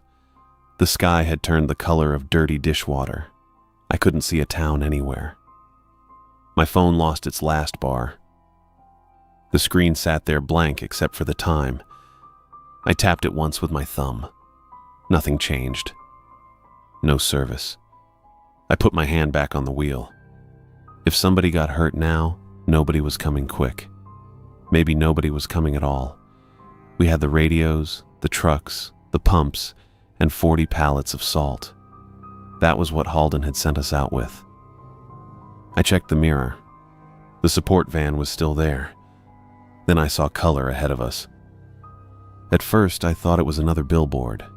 Branson had plenty of those, even miles out, but it got bigger as the road bent around a stand of dead trees. The faded rainbow Cascade Bay Aquadome sign rises over a cracked, empty parking lot ahead, the sealed dome and tube slide standing alone among miles of fields. The sign got bigger as we came around the bend. Cascade Bay Aquadome. The rainbow over the letters had faded bad. Half the colors were peeled away. Beyond it was a parking lot split up with weeds and cracks. The dome sat behind it all. It was huge, gray and dirty under the low sky. Tube slides curled around the outside like dead snakes. There wasn't another building close enough to matter. I turned through the gate and drove the truck up to the front doors. The van came in behind me. Travis stopped close enough that Jude could hop out and swing the gate shut. It was an old chain link thing with a rusty padlock hanging on it. I got down from the truck with the placards Halden had given us. They said asbestos quarantine in big red letters. There was more writing under that, but nobody was going to stand there and read it. The point was to keep people out. Not that I thought there were many people around to keep out. I taped one to each glass door. Jude watched me work. "You think anybody's coming all the way out here?" he asked. "Doesn't matter." "It kind of does." I pressed the last corner flat. "If we screw up in there, nobody's getting here quick," I said. "Phone don't work. Road's empty, so don't screw up." Jude looked past me at the dome. "Good pep talk." Travis locked the gate. The chain rattled once, then went still. Theo came up beside the van with his clipboard tucked under one arm. He had a pencil stuck behind his ear. Jordan was checking the tape at her boots again. "Everybody ready?" I asked. Nobody said yes. That was fine. Ready wasn't much use. Careful was better. The front doors had been chained from the outside, but the lock was already cut. Halden must have done that before they sent us. I pulled the chain free and opened one door. The smell came out first. Old chlorine, wet concrete, something stale under it, like a basement that had been shut up for years. Then I stepped inside. The atrium had ticket counters on both sides. Old cartoon fish were painted on the walls. A big plastic shark hung over the middle of the room with dust on its teeth. Black water covered the tile past the counters. It wasn't deep, maybe an inch or two. Didn't matter. It ran out toward every opening in the place. One way led to a food court with chairs stacked on tables. Another went toward the lazy river. I could see that through the glass doors, a long, dark loop of water sitting there without a ripple. Beyond that was the wave pool. That was just black. The dome ceiling sweated overhead. Drops formed on the metal ribs and fell one at a time. Plink, plink, plink. Jude stood behind me. "Jesus," he said. "Nobody goes past this tile," I told them. "Not yet." Theo leaned around my shoulder. "That's the whole place?" "Looks like it." The water went down every hall. Service doors, restrooms, the little gift shop off to the side. It had found every low spot in the building and stayed there. I didn't like that. "Travis," I said, "get the drain pumps and salt unloaded. Keep it dry on this side." He nodded and went back out. "Jude, Jordan, dehumidifiers here at the entrance, one on each side of the doors. Don't turn them on till we have a dry spot for them." Jordan looked at the water. "Where do you want the salt line?" "Right here, across the tile." She nodded. "Theo, you got the clipboard?" He held it up. "Yeah, I got it. Write down pump readings, salt bags, every reservoir level, everything." "On paper?" "On paper. Signal in here is garbage. Paper doesn't lose bars." Theo looked at the dark screen on his phone, then put it back in his pocket. "Okay. Pump readings, salt, and reservoir levels. Every time you check one." He nodded fast. Travis came through the open door with the first drain pump cradled against his chest. The thing was heavy enough that most men would have dragged it. He set it down dry beside the ticket counter. Then he went back for another. Jude and Jordan wrestled a dehumidifier down the truck ramp. Its wheels bumped across the concrete. Jordan kept one hand on the hose so it wouldn't drag through the wet tile. "Watch that hose," I said. "I have it," she said. They got it inside and parked it behind the line we'd marked off with tape. The other three came after that. Big square machines. They looked like the sort of equipment that could fix anything if you had enough extension cords. But they all made water. That was the part I didn't like. Travis set a salt bag at my feet. I cut it open with my pocket knife and reached in. The salt was coarse. White chunks. It felt dry and sharp in my glove. Everybody watched me walk up to the water. I stopped a few feet short of it. There was dry tile between my boots and the black edge. I made damn sure of that. "Nobody touches standing water," I said. "Say it back to me." Jude rubbed his jaw. "Nobody touches standing water." Jordan said it next. "Nobody touches standing water." Theo swallowed before he said it. "Nobody touches standing water." Travis gave one nod. "Nobody touches." I threw the salt. It hit the edge of the puddle in a white scatter. For half a second, nothing happened. Then the water hissed. Not loud. More like grease in a hot pan. The black edge pulled back from the salt. It moved fast, too, sliding away across the tile in a thin shiver. It stopped several inches farther in. The dry tile behind it stayed dry. Nobody said anything for a second. Theo bent forward.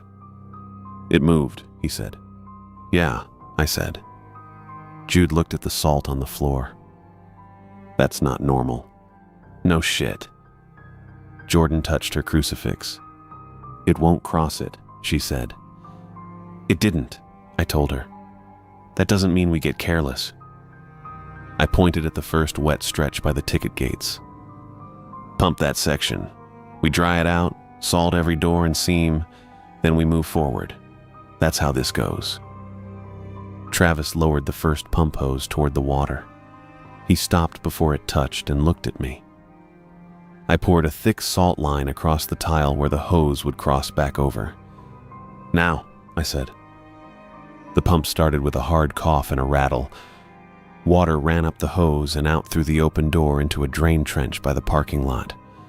It took a while, longer than I wanted. The puddle kept shrinking by inches, leaving dark, wet tile behind. Jordan and Jude poured salt across the food court doors, across the hall to the restrooms, across every crack where one floor section met another.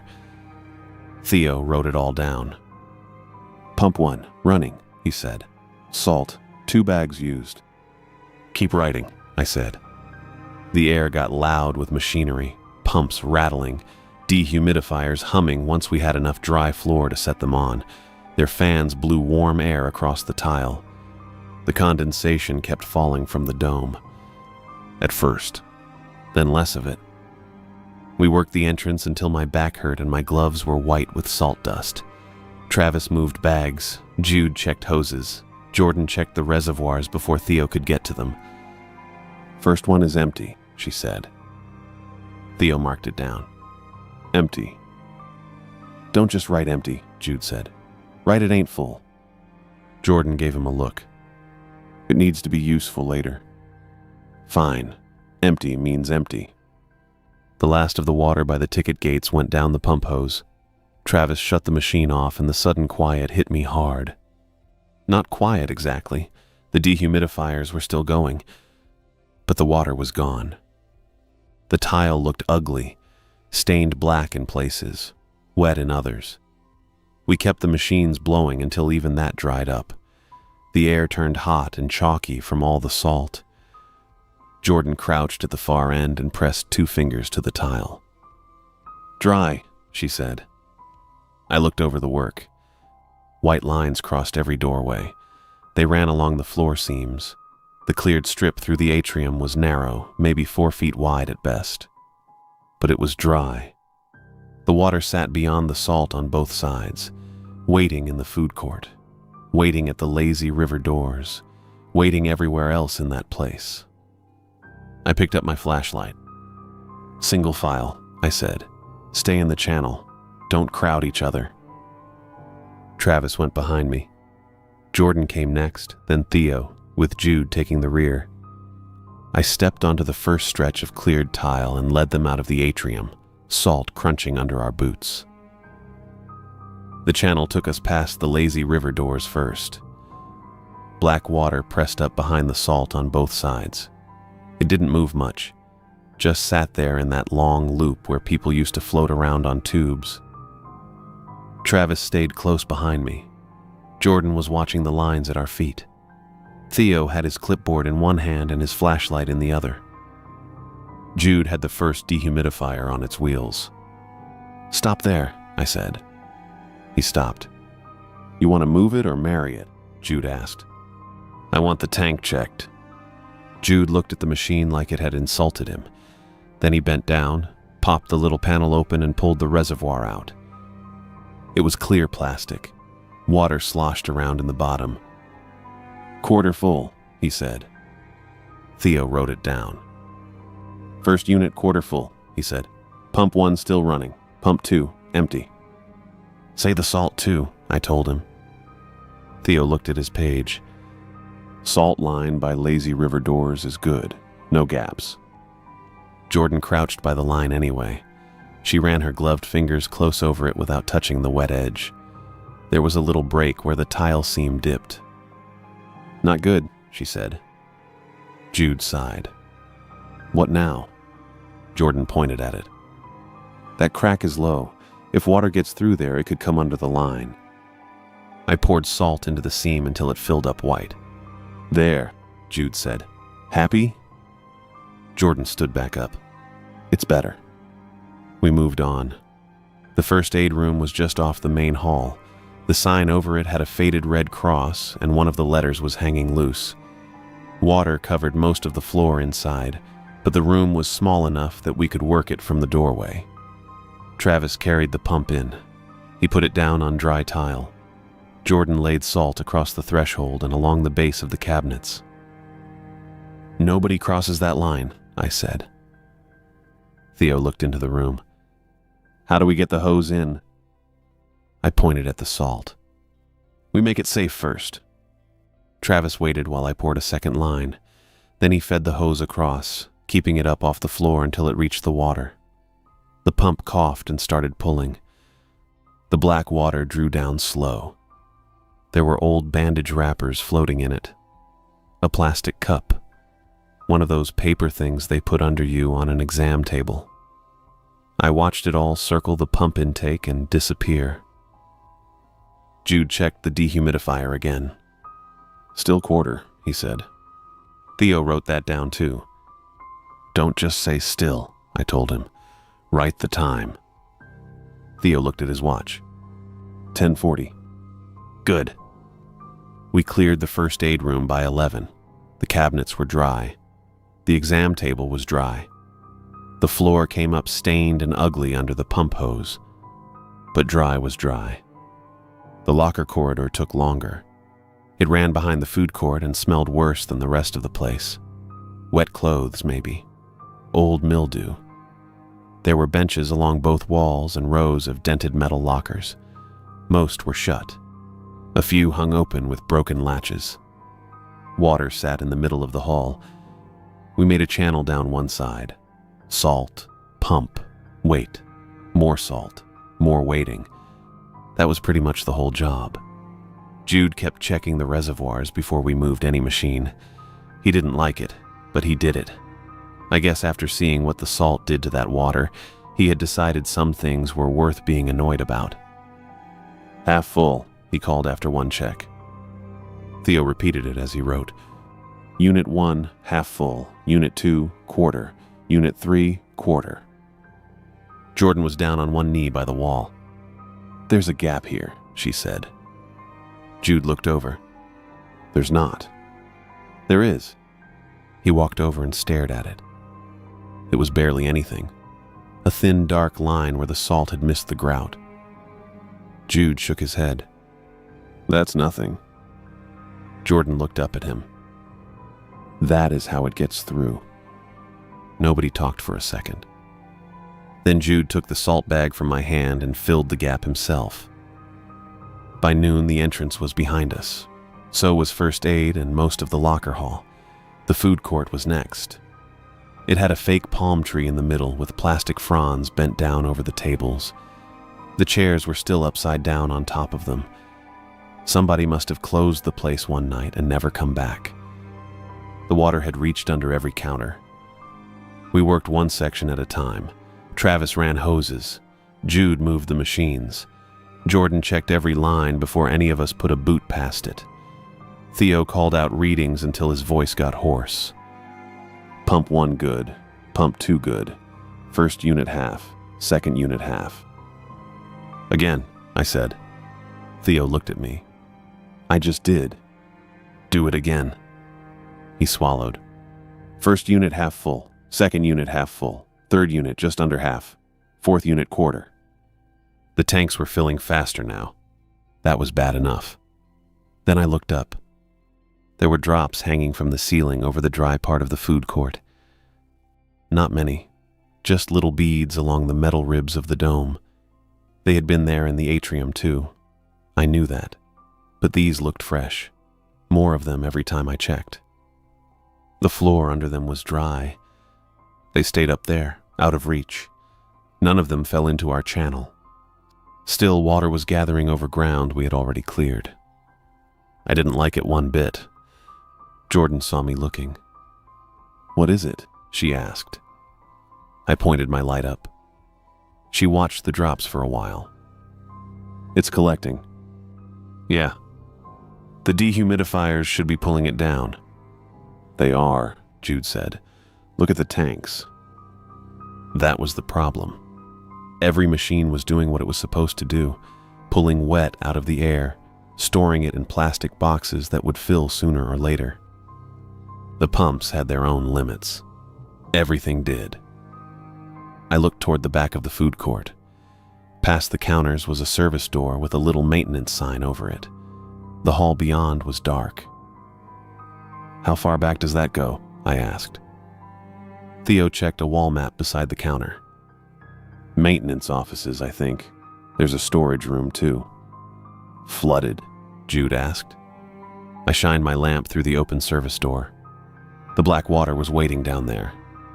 Probably. Jordan touched her crucifix. We should empty the reservoirs before we move. We will, I said. But we're not stopping here. Jude looked at the tanks. You got a better place in mind? Maintenance office. He gave a short laugh. Sure. Why not go toward more water? Because we're running out of room to work, I said. Get the tanks emptied, check every hose, then we move. Nobody argued after that. It took us a while. Longer than I wanted. Travis carried the full reservoirs out through the cleared channel and dumped them beyond the outer doors. Jude checked each one before it went back in. Jordan repaired 2 more thin spots in the salt. Theo marked down every tank and every bag we opened. By the time we were ready, my watch said a little after 4. 6 hours in that place. The food court behind us was dry in strips. White salt lines cut it up like somebody had drawn a map on the floor. Above it, the ceiling still held those little drops. I led them through the service door. The hall rose a little past the counters. Travis came behind me with the pump. Jordan and Theo followed. Jude brought the first dehumidifier, wheels clicking soft over the tile. Then my lamp found the maintenance office beyond the food court. Its floor was a black sheet under the beam. Travis set the pump down just short of the office door. The room had a desk near the back wall, filing cabinets, a busted rolling chair tipped on its side. Black water covered all of it except the top of the desk. Salt the door, I said. Jordan and Theo laid a line across the threshold. Jude fed the hose over it, holding it up until the pump end touched the water. The pump kicked on with a hard rattle. Water started running out into the food court. It pulled away from the desk, slow at first. There were pencils drifting around, a mouse pad, some old papers that came apart when they hit the hose. Jude watched the water go down. "Place looks like it got shut in a hurry," he said. "Keep the hose off the dry tile," I told him. Yeah. Travis stood by the door with another salt bag. He didn't say anything. He just watched the black edge creep back from the pump. Jordan moved along the wall, checking where the water had been. Her flashlight beam passed over the filing cabinets. "Randy," she said. I looked over. One of the cabinets had tipped forward. Something dark was caught under its bottom corner. Travis went to it before I could tell him to. He grabbed the cabinet by the side and lifted it enough for Jordan to reach underneath. She pulled out a spiral notebook. It was soaked through. The cover had gone soft and black around the edges. Water ran off it in thin lines. "Don't open that," I said. Jordan froze with it in both hands. "Everybody back across the line. Now." Jude looked at me. "It's a notebook." "Back." Nobody argued that time. We got out of the office and back into the dry strip by the food court. Travis stood at one end of the salt line. Jude dragged the hose clear and shut the pump off. The quiet came down again. Jordan held the notebook away from her coveralls. She turned it over carefully. Most of the cover was too smeared to read, but there was a name in the middle. Eddie Rose. I knew it from the folder Halden had given me. 11 contractors missing from Cascade Bay. No bodies. No trace of them except the phone video. Theo leaned in. "That's one of them?" "Yeah," I said. "One of the missing crew." Jordan looked at the swollen pages. Some of it might still be readable. "Read it from there." She opened the cover. The paper made a wet, tearing sound. She went slow, turning each page with one gloved finger. The first few pages were mostly lists, dates, pump checks, notes written in blocky pencil. Jordan read for a while. "They thought it was a burst pipe," she said. "Water around the closed rides, storage rooms, locker hall." "That'd make sense," Jude said. "At first," Jordan said. She read another page. "They pumped it out, put fans in. Came back the next morning and water was in the same rooms again." Theo looked toward the dark office. "Like the water came back?" "Looks that way." Jude shrugged. "Bad pipe, bad drain. Happens." Jordan turned a page. Her face changed a little. "What?" I asked. She held the notebook closer to her light. "They dried rooms overnight, locked the doors. In the morning, there was water inside." Nobody said much after that. The dehumidifiers hummed behind us. I could hear the fans pulling damp air through their metal guts. Every one of them had a reservoir filling up inside. Jordan kept reading. "They found wet footprints past their barricades." Jude rubbed at his jaw. "Could have been one of their own guys." "Maybe," I said. Jordan turned another page. "They started hearing something in the slide tubes." Theo looked up at the ceiling. "The tubes?" "After they shut off the pumps," Jordan said. "They could hear movement inside them." The big tube slide ran over the food court wall somewhere behind us. I looked at the dark curve of it through the service hall door. Nothing moved. Didn't mean much. Jordan got near the end of the notebook. The writing had changed. It was rougher now, like the guy had been pressing too hard or his hand wouldn't hold still. She swallowed once. "This is about another worker." I watched her face. "Go on." "He disappeared by the lazy river. The crew looked for him all night." She flipped the page. "They found him the next day, standing in a doorway." Theo's clipboard slipped against his leg. He caught it before it hit the tile. Jordan read the next part, quiet. He stood there all day, didn't talk, didn't move. He was dripping. The food court seemed colder all at once. Jude looked at the notebook. Guy was hurt.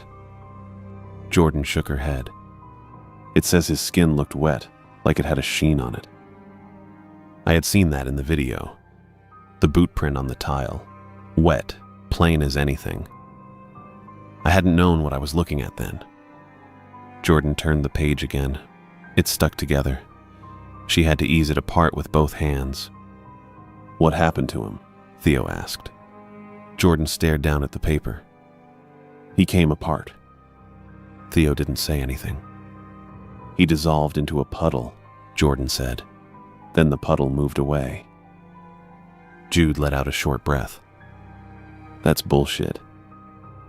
It was written by one of the 11, I said. I looked through the glass doors toward the lazy river. Black water sat in the channel beyond the salt. It didn't look like much, just water.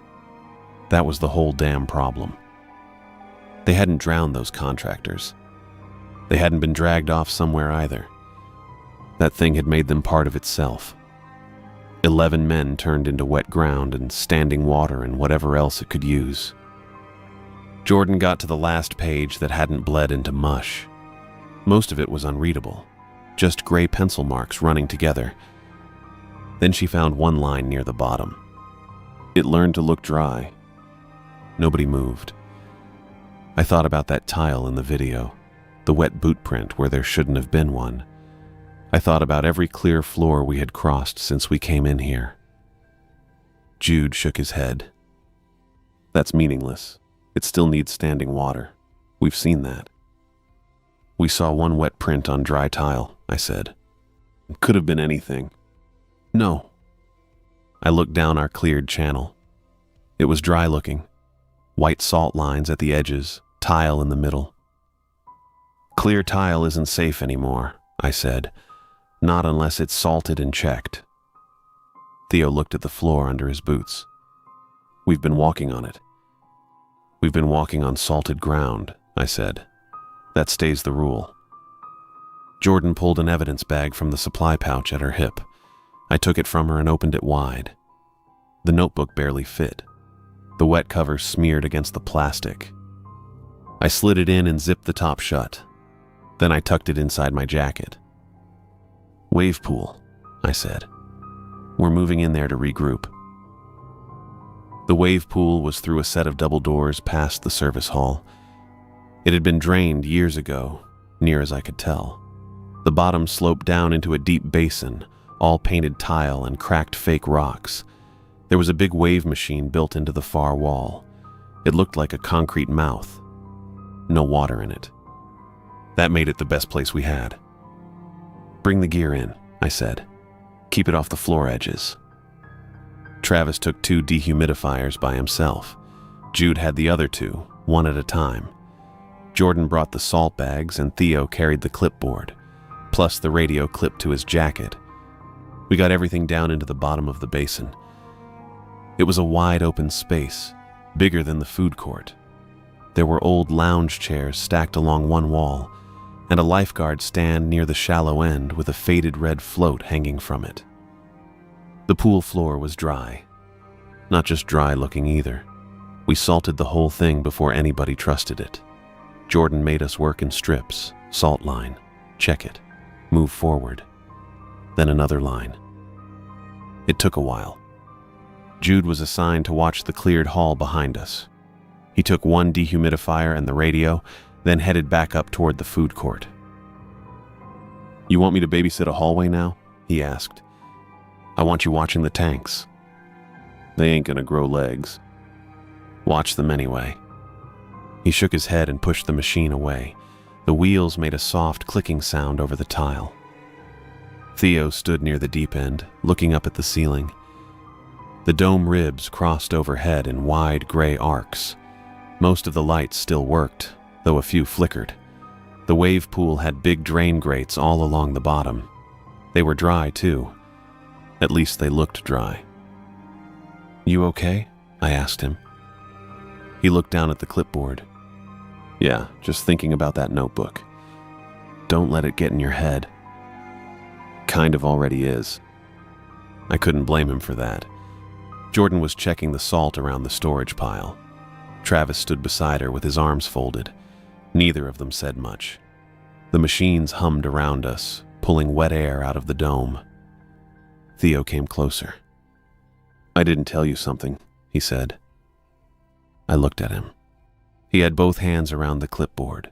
His knuckles were white through his gloves. "Now's a hell of a time to start secrets." "I know. I just figured you should know." "Know what?" He looked past me toward the doors. "Halden didn't hire me like a normal job." I waited. Theo swallowed hard. "I got arrested. Before this.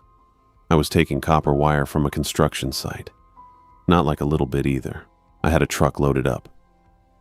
He said it fast after that. Like if he got the words out quick, they couldn't stick to him. "They caught me leaving. Cops came. They said I was looking at prison. Then this guy came in, talked to me, said Halden could make it go away if I signed on for field work." I looked at him for a second. "The job or prison," he said. "There wasn't a third option." The wave pool hummed around us. I had heard plenty of guys talk tough about Halden. Most of them had never been in a room where somebody laid out your life like a choice on a menu. Take this deal, or lose everything else. Theo looked like he expected me to tell him what an idiot he was. Instead, I sat down on the edge of the old lifeguard stand. 11 years ago, I said, I got picked up too. Theo blinked at me. "For what?" "Doesn't matter now." He waited anyway. I rubbed my thumb over the scar on my forearm. It was an old habit. Hadn't even noticed I was doing it. "Halden gave me the same deal. Work for them, do what they tell you, stay out of trouble, or go sit in a cell." Theo looked at the salt lines around us. "You took it." "Yeah." "Did they keep their word?" I let out a breath. "They got me out. That part was real." He nodded like that meant something. "It only matters if you live long enough to collect on whatever they promised you," I said. "So right now, we worry about that part." Theo looked at me then. I saw how young he was.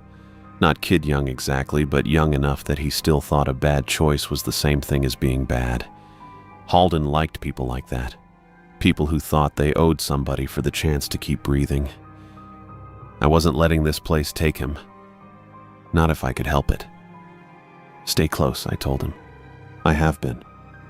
"Closer." He gave a small nod. Then I saw water on the wall behind him. At first I thought it was an old stain. The tiles around the deep end had dark marks all over them. Rust, mold, whatever had been growing in this place since it shut down. But this was moving. Little beads of water were climbing the tile. Up. I stared at them. They came from the floor seam by the wall. Tiny, clear drops crawling upward in thin, crooked lines. There was no way they should have been doing that. They went past Theo's shoulder. Higher. The beads gathered under the ceiling. More joined them. They spread across the dry tile overhead, making a dark, wet patch. Theo was standing right under it. "Theo," I said. He looked at me. "Move." He didn't understand. Not at first. The wet patch widened. It ran over the ceiling like somebody had dumped a bucket upside down and the water had decided to stay there. "Theo, move!" He turned toward the wall. The whole thing dropped. Not drops. A sheet of black water. Travis hit Theo from the side so hard they both went rolling across the salted floor. The water slapped down where Theo had been standing. It hit the tile with a sound like a tarp snapping in the wind. It spread out fast. Jordan grabbed a salt bag and tore it open. "Don't touch it," I yelled. She stopped short. The water was crawling toward the two of them. Travis had Theo pinned under one arm, both of them scrambling backward on their boots and elbows. Then the radio on Theo's jacket crackled. Jude's voice came through loud and broken.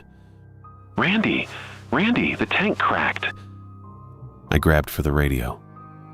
What tank? The damn reservoir. Dehumidifier tank split open. Water's everywhere. The radio hissed. Jude was breathing hard. It went over the salt line, he said. It's flooding the cleared route behind me. Somewhere beyond the wave pool doors, a machine gave a long metal groan. Then every light in the dome went out. Water started running down the walls. At first, it was just a trickle here and there. Then it came through the tile seams. It ran down the fake rocks. It dropped from somewhere high in the dome. The black water on the floor spread out around us.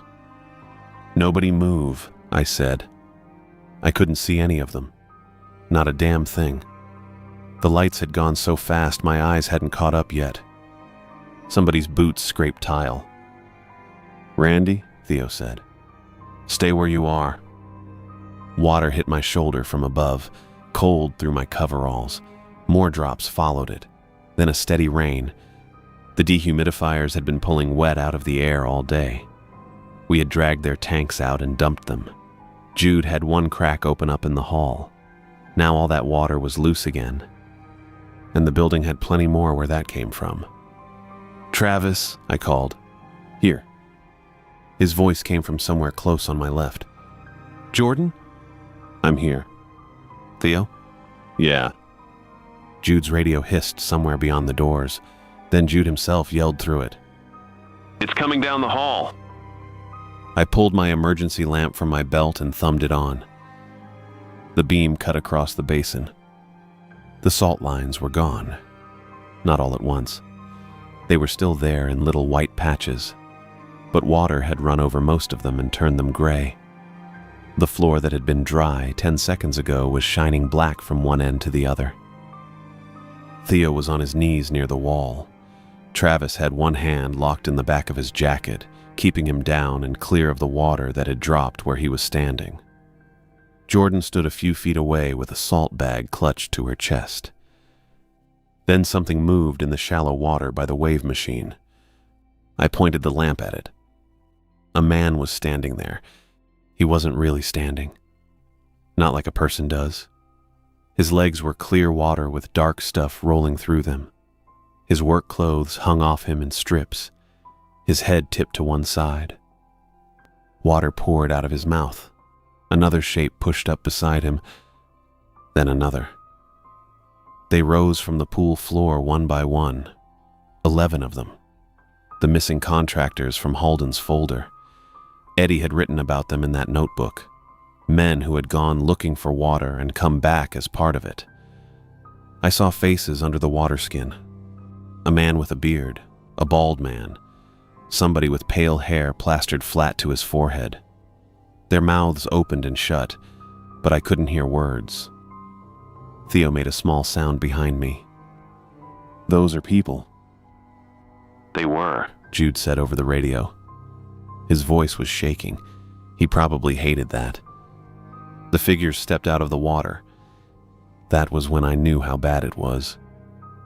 They walked across the tile toward us, no puddle under them, no black channel leading them. Their feet hit dry spots between the spreading water and left wet prints behind. One of them dragged a hand over the salt line near the deep end. The salt smoked where it touched him. He pulled back. The hand broke apart for a second. Then water flowed down his arm and made it whole again. Jordan saw it too. They carry it, she said.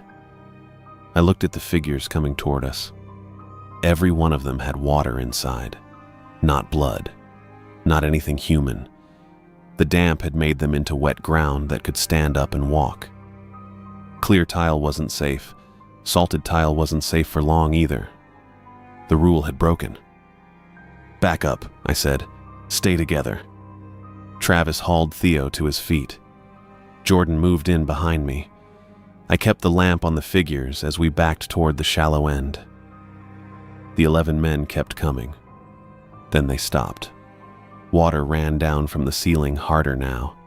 It came through the dome ribs in long ropes. It pooled around the figure's boots and climbed up their legs. They leaned toward each other. I watched one man's shoulder run into the next man's chest. There wasn't any impact. They just flowed together. Arms went soft. Faces stretched out and sank under black water. Jude came through the double doors then. He had his ball cap in one hand and the radio in the other. Water ran off his jacket sleeves. He took 3 steps into the basin and stopped. "What the hell is that?" he said. The figures were gone. In their place stood a wall of water. It rose from the pool floor in a curve, higher and higher, folding over at the top like a wave caught right before it breaks. It had no business staying up. Water doesn't do that. It falls. It runs downhill. It finds a drain. This thing stood there anyway. It was taller than the lifeguard stand, taller than the fake rocks. The top hung over us. Faces moved inside it. Eddie's name had been on the notebook. I didn't know which face was his. They kept coming up in the black surface and sliding back down. Eyes open, mouths working. 11 men caught in one big wet body. "Salt," I said. Jordan handed me the bag. I tore it open and threw a double handful at the thing. The salt hit its front. It hissed loud enough to hear over the rain. The water pulled back where the salt struck. A hole opened in the middle of it, dark and ragged. For 1 second I could see through the thing to the wall behind it.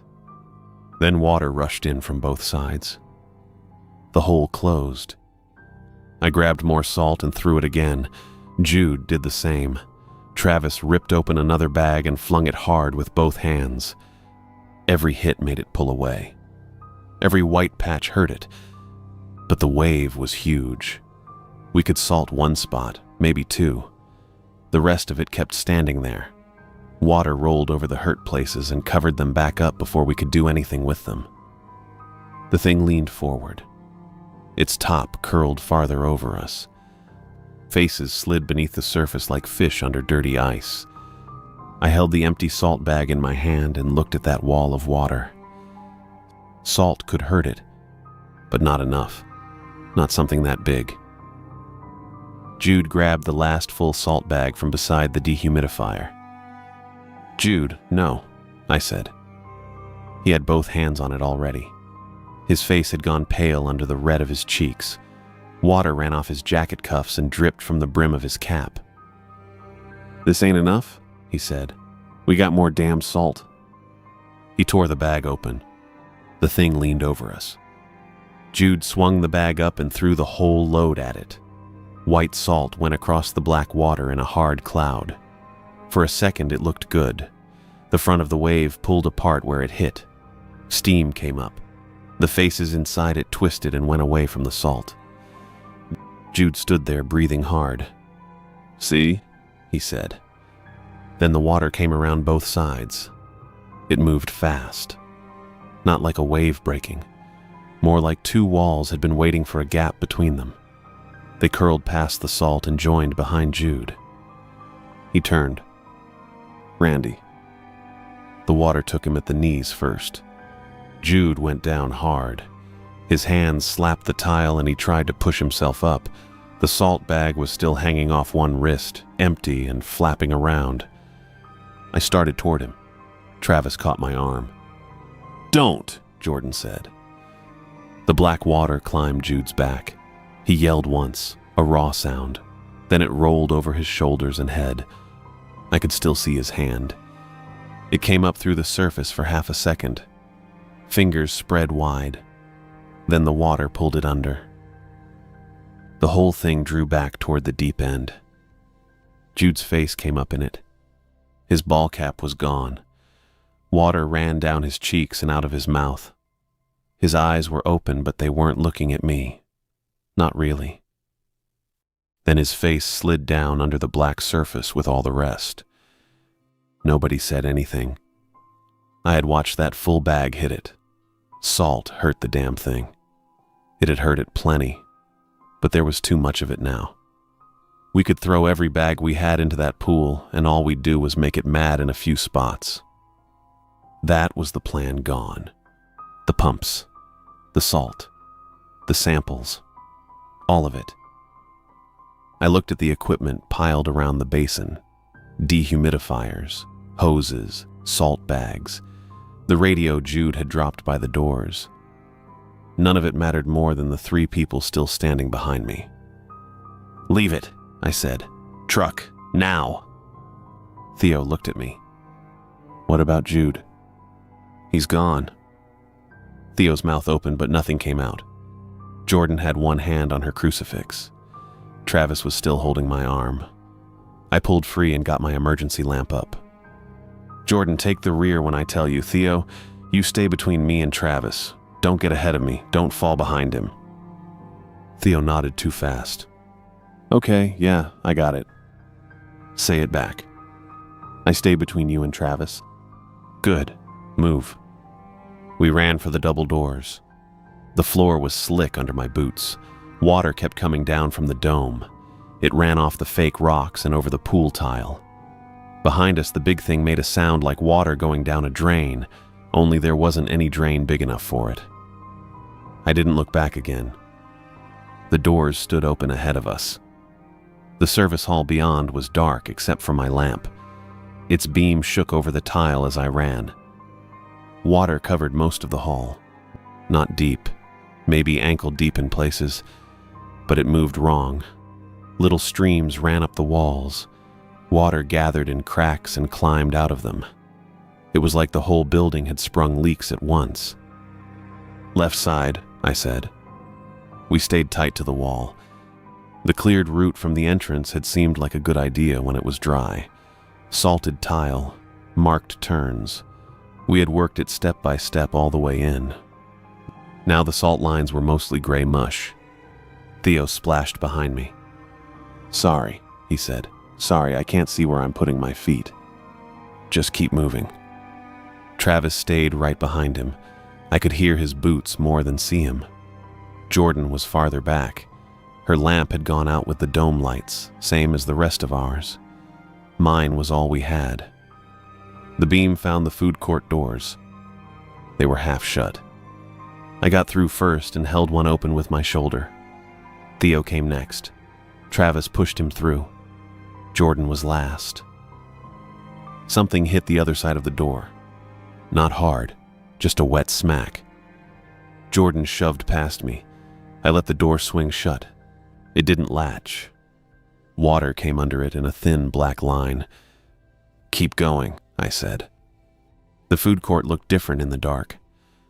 All those tables and chairs were just low shapes. The old counter signs hung above us. My lamp caught bits of plastic trays and wet tile. Water ran around the legs of the tables toward the hall we needed. The maintenance office was off to our right. Its door stood open. I saw the black water inside it. Saw the place where we had found Eddie's notebook. It was full again now. Full enough that it spilled across the threshold. Theo looked that way. "Don't," I said. He snapped his eyes back to me. We moved through the tables. My boots kicked one chair aside. It scraped loud across the tile and I damn near stopped breathing. The sound went on too long. Then something answered from behind us. A wet footstep. Not close. Maybe back in the wave pool. Maybe somewhere along the service hall. Didn't matter much. "Faster," I said. We got to the lazy river doors. The salt we had laid across them was gone. Water had washed it into little piles by the wall. Beyond the glass, the river channel was full and black. It had risen over the edge in places and spread across the walkway. The route went around it. I led them into the narrow strip by the lockers. My lamp found water moving ahead of us, coming from the direction of the atrium. "Randy," Jordan said. "I see it." The water was covering more of the tile by the second. It ran in narrow streams at first, then joined together. The floor had a black shine all the way down the hall. There was no safe ground anymore. Not really. But the exit was close. I could see the pale shape of the atrium doors ahead through the dark, the last threshold before the front entrance. We had put down extra salt there because it was the one way in and out. A last line. "Almost there," Theo said. "Don't talk. Watch your feet." He did. He kept his head down and stayed between me and Travis, just like I told him. Jordan came behind Travis now. I could hear her breathing, slow and even, though I knew she had to be scared. The lamp beam bounced over the last stretch of tile. Then it found the salt line by the exit doors. Water was rushing along the floor toward it. The water hit the salt line. It ran across the tile in thin black streams. The white salt turned gray where it touched. Then it started to melt down into the floor. "Keep moving," I said. The outer doors were maybe 10 feet ahead, glass doors with the empty lot behind them. I could see the truck out there under the dead parking lights. Jordan slipped. Her boot went out from under her when the water came through a break in the salt. She dropped hard on one knee. Her hand hit the tile. "Jordan," I said. Travis grabbed her under both arms and hauled her back toward the dry patch by the doors. Theo jumped aside so he wouldn't step in the water. He had one hand on the wall and the other over his mouth. Jordan's coveralls were wet up to her knee. Not soaked, just dark and shiny like she had walked through a puddle, but the water was moving up her leg. It crawled under the plastic sheeting, up past her thigh. "Get her outside," I said. Travis got his arms around her from behind. He tried to lift her clear. Jordan made a sound then, not loud, more like she had run out of breath. "Wait," she said. The water kept going. It moved across her stomach under the coveralls. Her hands shook where they held Travis's wrist. She looked down at them like they belonged to somebody else. "Jordan, we're almost out," Theo said. She looked at him. Her face had gone wet too. Her skin shone under my lamp. Little beads ran down her cheeks, but she wasn't crying. They came out of her hairline, out of the corners of her eyes. "Randy," she said. Her voice was slow. Each word took time. I crouched beside her. The water around her boots was spreading over the tile. It had come through the ruined salt line and gathered at her feet. "We're getting you up," I said. "No." She swallowed. "Leave me. I'll open the door for it." Theo shook his head right away. No, we can carry you." Jordan looked down at the black water around her boots. "It can cross with me." Travis tightened his hold on her. He didn't say anything. He just set his feet harder against the tile. I looked at the doors. The water behind us was coming through the atrium hall. Not fast yet. It was sliding along the walls and under the old benches, but it was coming. Jordan lifted one hand toward her neck. Her little silver crucifix was caught under the collar of her coveralls. She fumbled at it twice before she got the chain free. Her fingers didn't want to close around it. Water shone over her knuckles. "Take this," she said. "Jordan, please." She pressed it into my hand. The metal was cold. The chain slid wet over my palm. I closed my fist around it. Then Jordan's legs gave out. Travis caught her before she hit the floor. He had her under the arms still, but her body went soft in his grip. Not limp, soft. Water ran down her coveralls in black lines. "Move," Travis said. He pulled her toward the outer doors. Jordan's boots dragged over the tile. One came loose and stayed behind. Her lower leg was gone under the wet coverall. There was just water there, rolling inside the plastic. Theo backed into the door and shoved it open. Cold night air came in around us. "Come on," I said. Travis got Jordan across the last strip of tile. Her shoulder hit the door frame. For 1 second I thought he had her. Then she came apart. Her coveralls dropped flat. The plastic sheet around her legs collapsed in a wet heap. Water poured out of the sleeves and ran across the threshold. Travis stumbled backward with both hands empty. Jordan was gone. The puddle moved toward the open door. I grabbed Theo by the jacket and shoved him outside. Travis came after him. I kicked the door shut behind us. The water hit the glass from inside. It spread over the bottom of the door. It pressed black against the glass, then pulled back. I could see it moving around Jordan's coveralls on the other side. It didn't come through. The door rattled once in its frame. Then the water slid away into the dark atrium. "Truck," I said. We ran. The parking lot was bigger than it had looked driving in. Empty acres of cracked pavement. Dead weeds slapped at my boots as we crossed it. The rain from inside the dome had not reached out here, but the air was wet and cold. Theo was right beside me. He was breathing hard. One of his gloves was gone. His bare hand kept opening and closing like he was trying to make sure it still worked. Travis got to the truck first. He yanked open the passenger door and shoved Theo inside.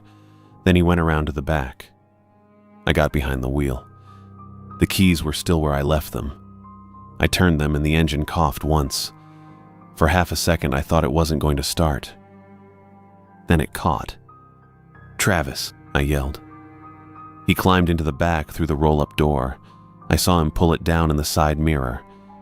I put the truck in gear and drove. The tires spun on loose gravel at the edge of the lot.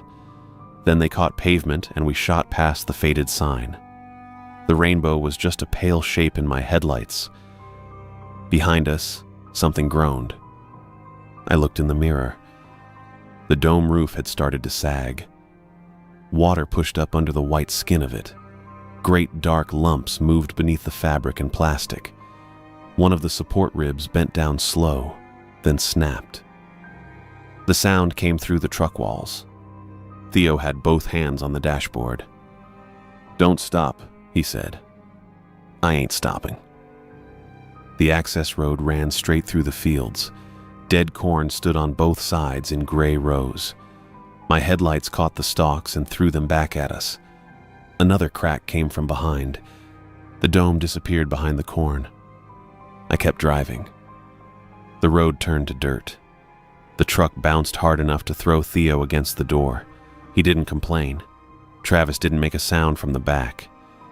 I drove until the headlights showed nothing but corn and black sky. Then I pulled off between two rows and killed the engine. The truck stood still in the dark cornfields. Cascade Bay was out of sight behind us. I had Jordan's crucifix clenched in my hand.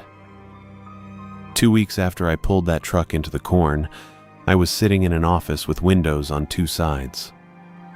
Halden's Springfield building was downtown, big enough to have a lobby with polished stone and a woman behind a desk who looked at your badge before she let you through. I'd worked out of trailers, warehouses, trucks, and one converted supply closet over the years. Never had an office like this. Corner office, too. I'd wanted one for 11 years. That was the stupid part. I had wanted the glass, the clean desk, the view over the parking lot. I used to think it meant you had made it out of the part where you did the work yourself. The desk was dark wood with no scratches on it. There was a new chair behind it, black leather, the kind that leaned back smooth when you shifted your weight. A computer sat in the middle, phone on one side, empty blotter in front of me. Outside, cars moved through the wet streets below. Eliana stood by the desk with a folder tucked under one arm. She looked right at home in there. Her blazer was dark. Her hair was cut neat as always. She had probably sat in 100 offices like this, and never once cared who had sat in them before. She set a paper in front of me. "This reflects your new salary," she said. "It is double your previous rate." I looked at the number. It was more money than I had ever made in a year. It didn't look like much sitting there. "Good," I said. Eliana nodded once. "The title is Site Chief. Your office is permanent, provided your work remains satisfactory." There was a framed map on the wall behind her. Missouri, Arkansas, Kansas, Oklahoma. Little red marks all over it where Halden had projects going. Some were probably clean jobs. Mold in an old school. Flood damage in a basement. A chemical spill somebody needed buried under enough paperwork. Some weren't. I leaned back in the chair. It gave under me. "What did you put down for Cascade Bay?" I asked. Eliana put the second folder on the desk but kept her hand on top of it. "Cascade Bay is officially flooded and forgotten," she said. That was all. No mention of the dome coming down. No question about the truck parked in the corn. No question about why Travis and Theo had come back without the others. Nothing about Jude. Nothing about Jordan. Nothing about the men in the wave pool who had gone in before us and never got to come out. Halden had a way of making things small. You filled out the right form. You checked the right box. Then a place where people died became a closed site. A name became a line on a report. If it was bad enough, it became no line at all. I looked at the folder under Eliana's hand. "That's it?" I said. "The site is closed," she replied. I almost laughed at that. Didn't have it in me. The office was quiet except for the air unit clicking overhead. Somewhere down the hall, a copier started up.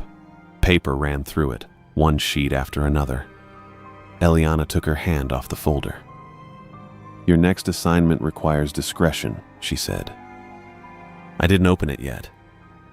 She waited a second, maybe expecting me to ask where it was or what had happened there. That was how the old Randy would have done it.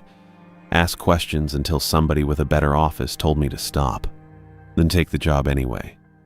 I had kept chasing this room, kept telling myself I could protect the people under me once I had enough say, more money, better title, better access to the people making the calls. It hadn't done Jude any good. It hadn't done Jordan any good either. My hand went into my jacket pocket before I really thought about it. The little crucifix was still there. I'd kept it with me since the truck, through the drive back, through the reports, through the meetings where people used words like incident and exposure and final disposition. The chain came out tangled around my fingers. It was small, silver gone dull from water and dirt. The cross lay against my palm. Eliana looked at it. She didn't ask about that either. I opened the top drawer of the desk. It was empty except for a pencil tray and a few company pens still in plastic. The drawer slid out easy. No grit in the runners. No rust. Nothing sticking. I set the crucifix in the back corner.